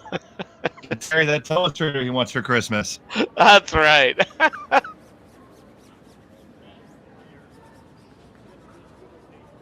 Okay, so they're gonna measure it and take a look, and likely indicate nothing to us.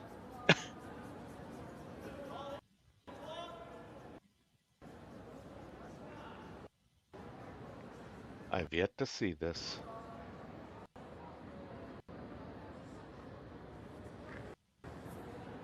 Okay, so we need to have an announcement. So they gotta do some pointing or something and let us know.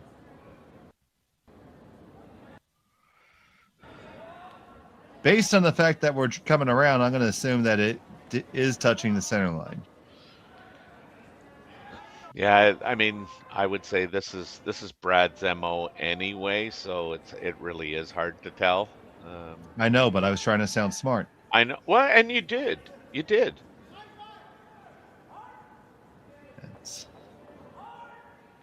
All right, I'll write that time down. We're both gonna send those 2 times to our crypt.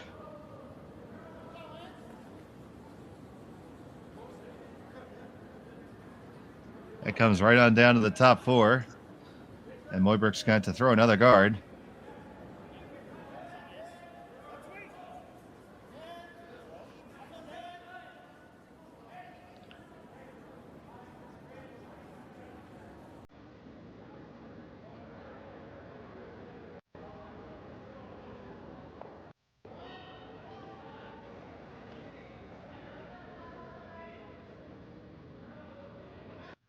It's safe And to they say work that one. this one. That one is on the center line.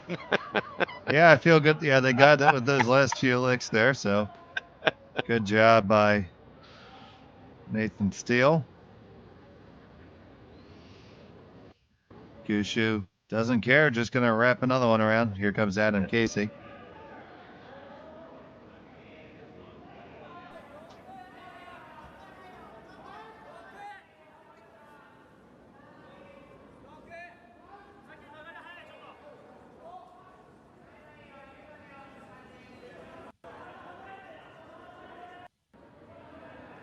That was a skosh heavier than they would have liked, but actually doesn't end up in the worst spot in the world.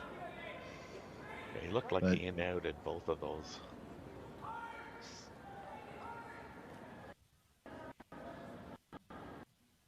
So the in-out, that's giving you that little bit more of a positive rotation when you apply the handle? Well, you're sliding a little tight of the broom, and then you just push it out to the broom, and that holds the curl a little bit longer.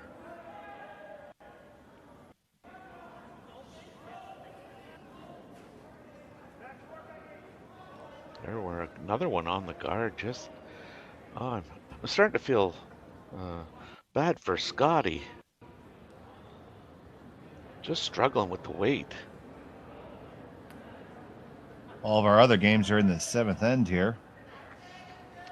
We'll give you a look around the rings in a minute.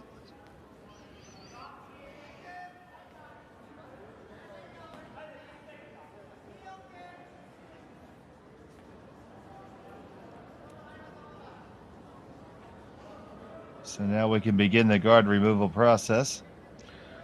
This has got a curl. This is a flash. Oh, it will. No, it did not come up enough. It fooled me there for all the curling we've seen. That one did not. So McEwen in the 7th has a 4-2 lead over Champ. Schuster 4-3 over Jung. Jacobs 4-2 over Maeda. And Morizumi 6-3 on top of Simmons right now. And check all those scores out at curlingzone.com. And back here at our game is Brad Gushue in the driver's seat, up 2 with Hammer here in the 7th.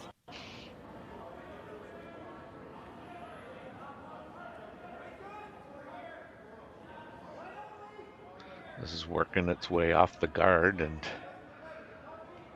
this looks like a... Oh, he still rubbed it.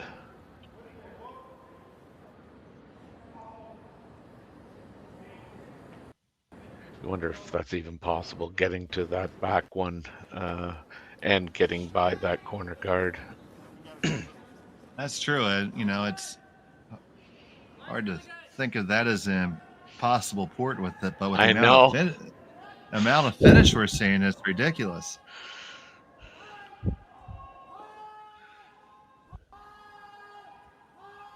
Yeah, Brad's pretty content just to rip the top one.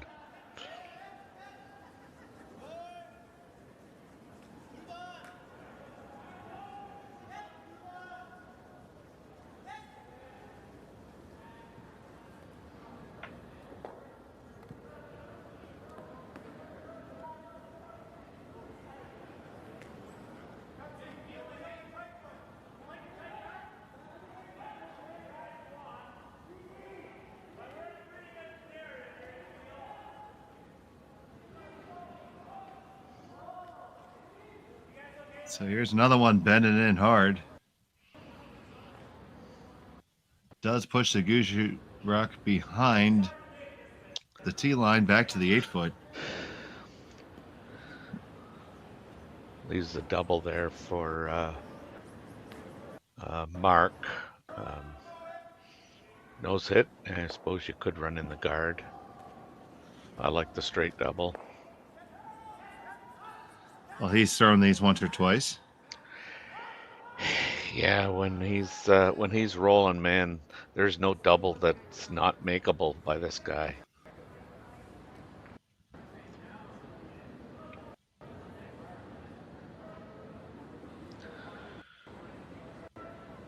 Trying to work it over just a touch, but this is going to go no problem. 1 and 2, split the uprights, and the field goal is good.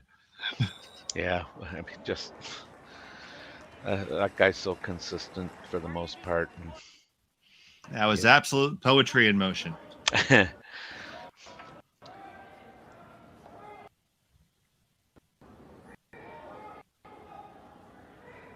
now you have to use what cover you have there, even if they're not yours, and try to build something in from the other side. Now, we haven't been down this side of the sheet for a minute.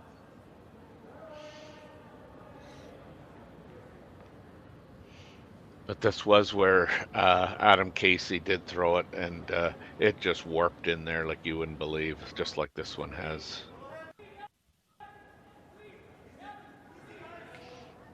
Do you run your green one in, or do you follow it down? I'm running the green. You're running the green, and so is Brad Gushue, so...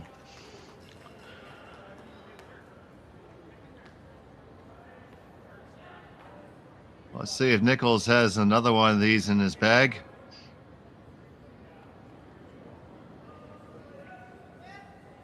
On the way. Casey leaning on it to hold it. Got to hold it, run it, put straight back. Bang, bang, and away they go. And took the back one too with it. Brad's quite okay with that.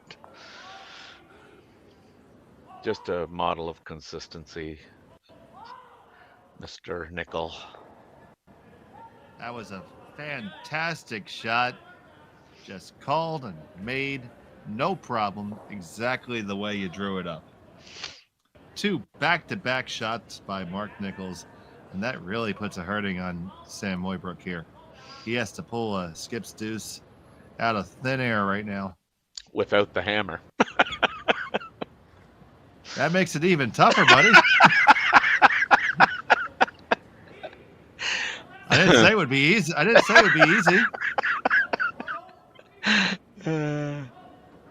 Love it.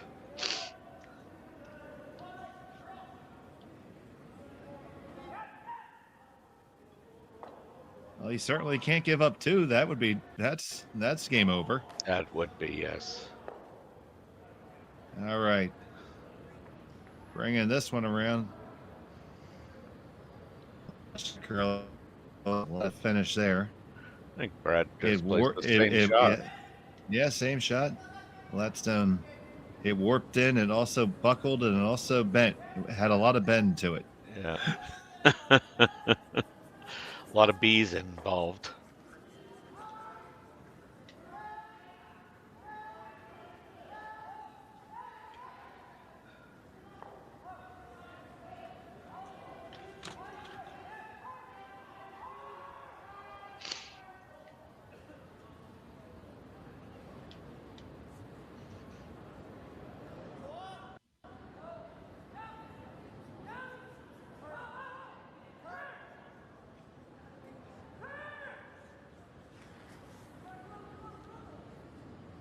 So here's the shot from Gushue. The 6-time Brier champion. In case you haven't been counting, that's a record. Yeah. Yeah, anything high side looks pretty good. I think he'd love to stick this too. Oh, you know what? That is so good. I mean, it forces Mooibroek to abandon any freeze, really. He's got to go around that yellow one, as we've seen how much it curls. Brad should be able to get at it with either turn. Obviously, the higher the better for Mooibroek and his last rock. But yeah, you got to think that no matter where this is, if it's and to get second shot or to get shot, he's got to almost be to the 4 foot. So I expect Brad to be able to get to this somehow with either turn. But Sam's got to get it there first.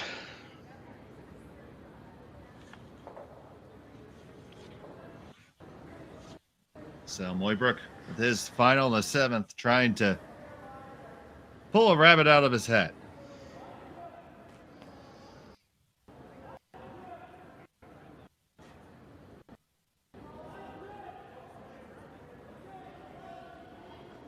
Steele and Mitchell are trying to work their magic wands to get it there. Right to the top 4. Yeah, they got shot rock, and I think that's really the best they could do. You know, Brad can throw a lot of weight, slash it. He can throw, you know, kind of a hack weight at it. Or he could, I mean, if he didn't like any of those options, he could, oh my, yeah, he's going to just play for 1. Just going to take the 1 and be up 3. Yeah. Certainly the safest shot, and you're trusting yourself to be good enough to not give up 3. Yeah, I'm just a little surprised that Brad isn't playing that out turn quiet. He only needs to move it probably, if he hits half of it, he only needs to move it probably a foot.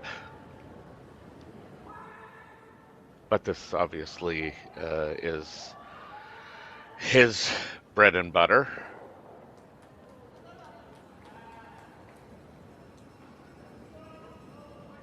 So Brad Gushue with the out turn draw, needing the 4 foot to take a 3-stone lead here in 7.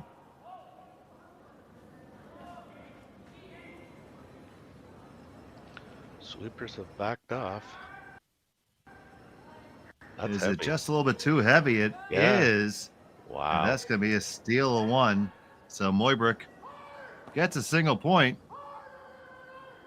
Makes it a game. Absolutely. Final 8th end. I won't say final. 8th end coming up next after this.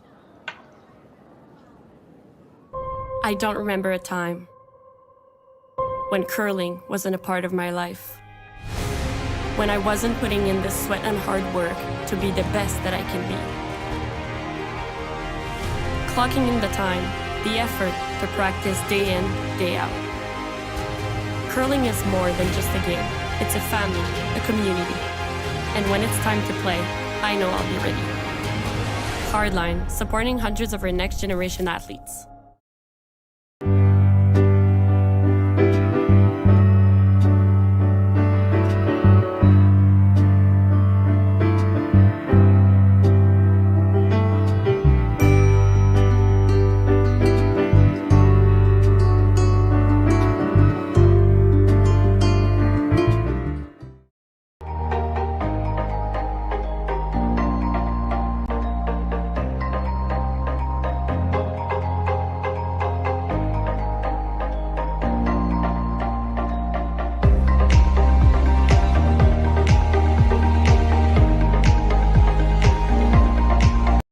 Sheet A or whatever. Back here, 8th end. Brad Gushue gives up a steal, but they have the hammer coming home in the 8th, up 1. So Terry, we were talking some in the break that you're a little surprised that Brad didn't go and take a chance there. Yeah, I really am. I mean, certainly up 3 if you make. I mean, that's pretty safe lead at this level, I think. But I really thought he could get to it either way. I know that with that rock in the back of the 8-foot of his, playing the intern, he might have been a little afraid that it would just jam. But I honestly thought that there was, the way it's curling there, that there was room on the outturn side as well.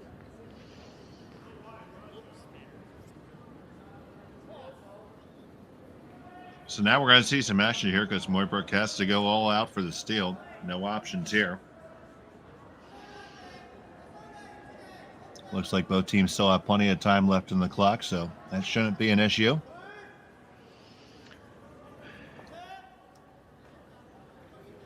Gushue has a little bit less, about 2 minutes and 35 seconds.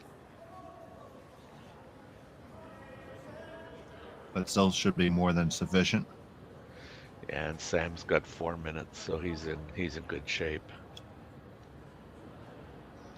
Don't think either team's called timeout yet, so that's not going to be a problem.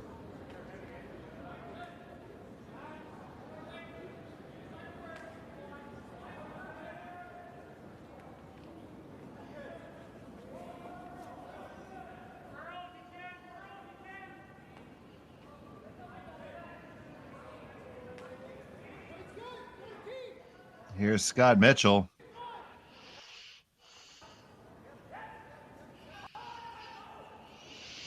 He came up with a good one there, buddy. Mm-hmm. It's been a rough couple hours for Scotty.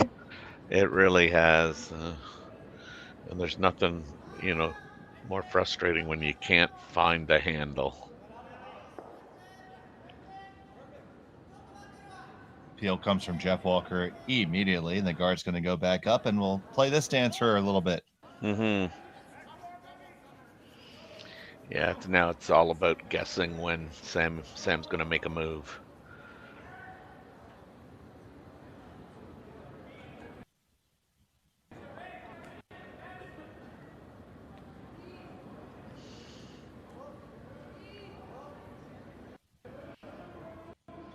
Ultimately, it's been a very, very interesting game. I have to say, it's been the big hit ability by Mark Nichols has made a ton of difference so far in this game. Mm-hmm.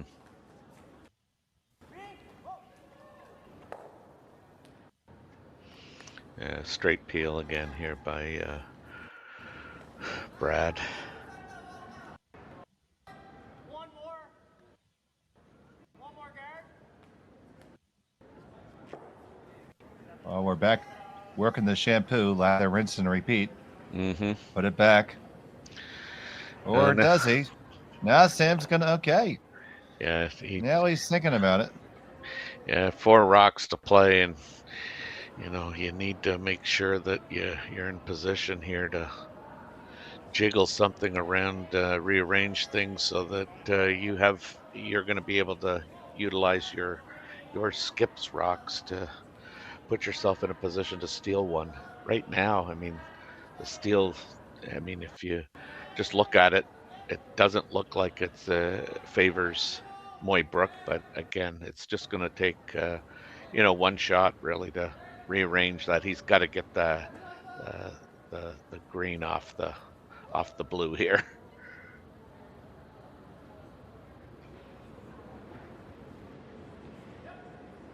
So just looking to release it here a little bit, eh? It looks like he's throwing, kind of board weight. I'm guessing. Didn't see the call, but yeah, they gotta get that move back. But it's over curling. He's got nothing. That's gonna over curl. But his own. Oh, missed everything. Probably actually better off missing everything there. Yeah, not ideal for sure, because now the peel's going to come, but at least they had to invest a stone to do it. Mm-hmm. Yeah, you don't like to play an end by playing against Gushue when not only do you not have the hammer, but you're only throwing 7 rocks. I'm not the smartest tool in the shed, but I can do that math. So now you're throwing like back line weight here, you think, Terry, to just kind of. I think so. Yeah.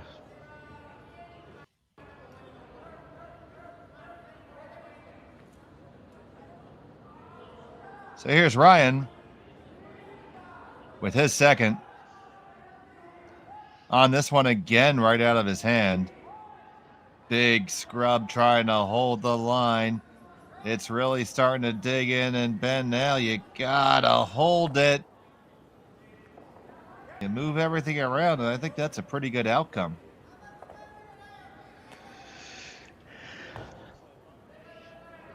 Yeah, nothing's really. Yeah. I was just gonna say nothing's really lined up for Mooibroek, and so no. Brad is gonna try and make this double. Hopefully he loses the green one as well. Mark Nichols perfect. Makes him explode, and 4 rocks go away. Perfect.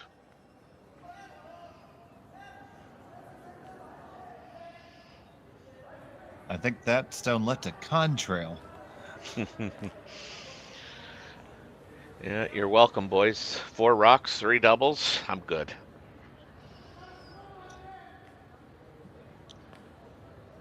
I'll take a lager, please. Yes.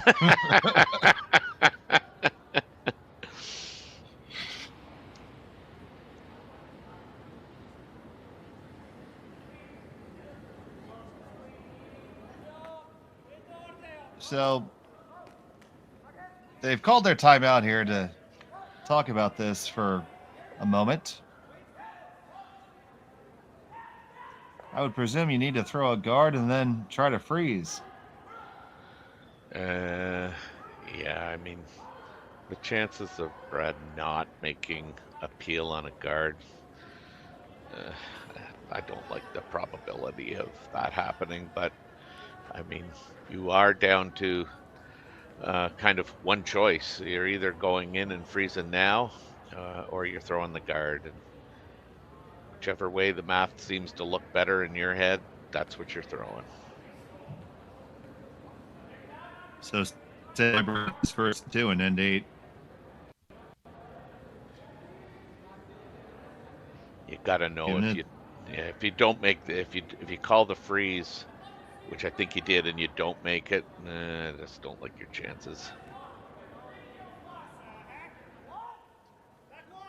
Of all the stones not to curl up, that was not the one.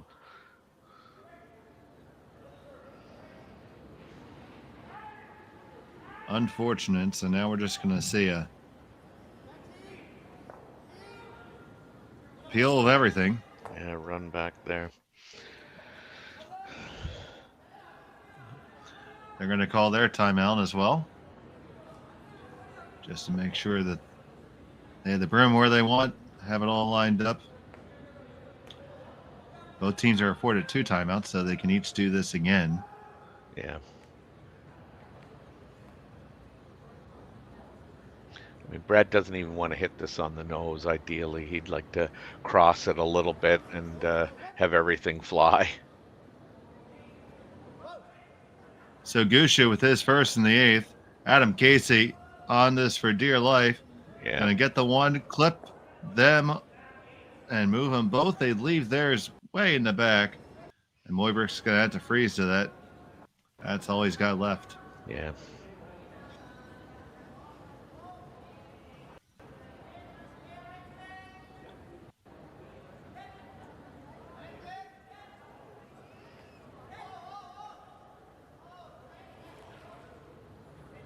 Yeah, kind of a lonely feeling. You're putting your hopes and prayers on the perfect freeze and then a miss by Brad.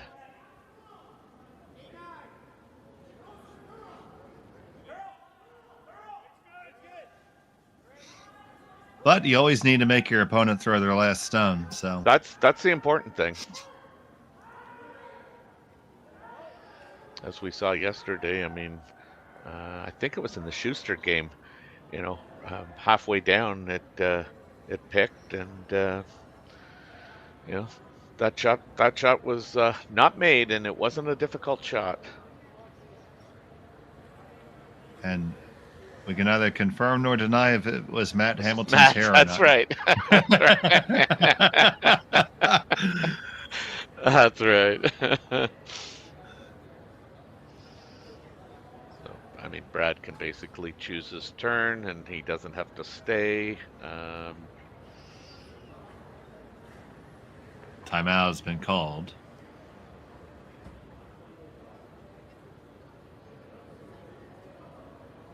Yeah, I would think if you're waiting for their coach, you're going to be waiting a long time. yeah. I would think he'd play the out turn here. Like I say, he does not have to stay. It's just probably hitting a half to a quarter of a rock, and he should be good.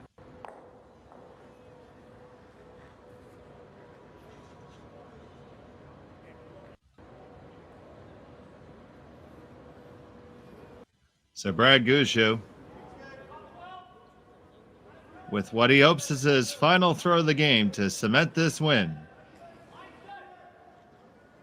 Yep, that looks really good. On the way, just keep it clean, boys. Keep it clean. They all go away. That will go down as a blank, but more importantly for Brad Gushue, it will go down as a win by a score of 5-4.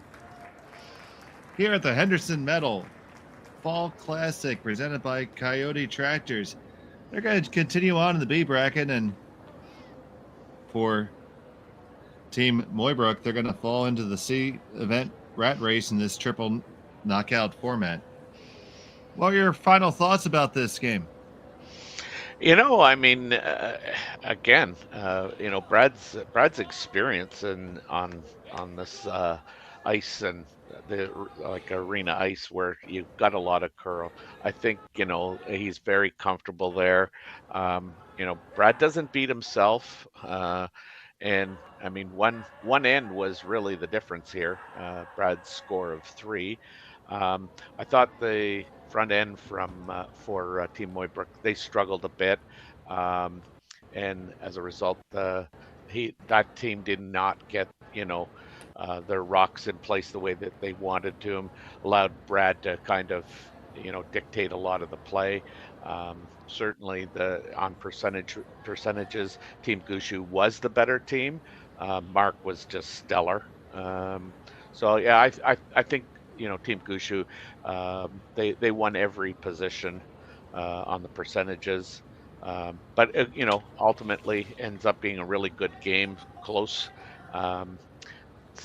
Poor Sam didn't have much to work with there in his last 2 shots to try and muster a steal, but some really good teams down in that C bracket. I think Cooey's there, and there's a couple of others that are going to get there. So some really good and interesting curling matches still to come.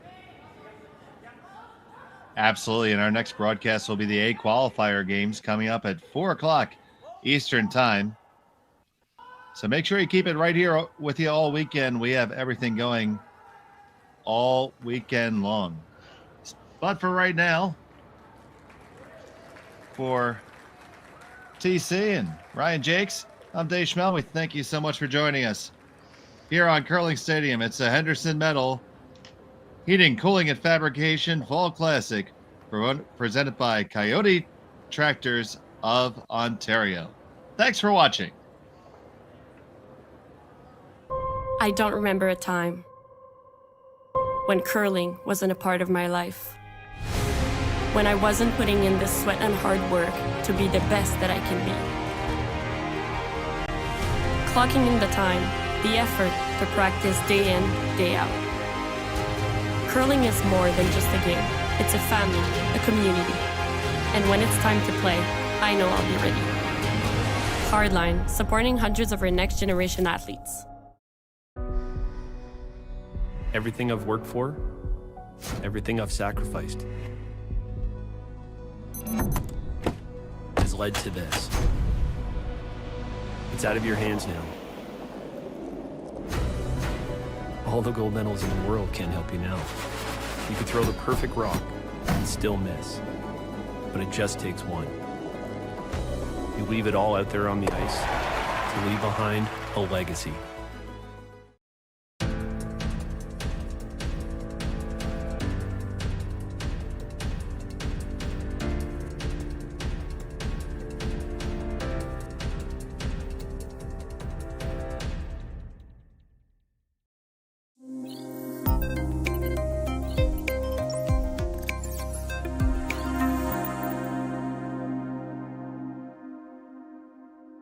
Okay, man. Take care, Dave.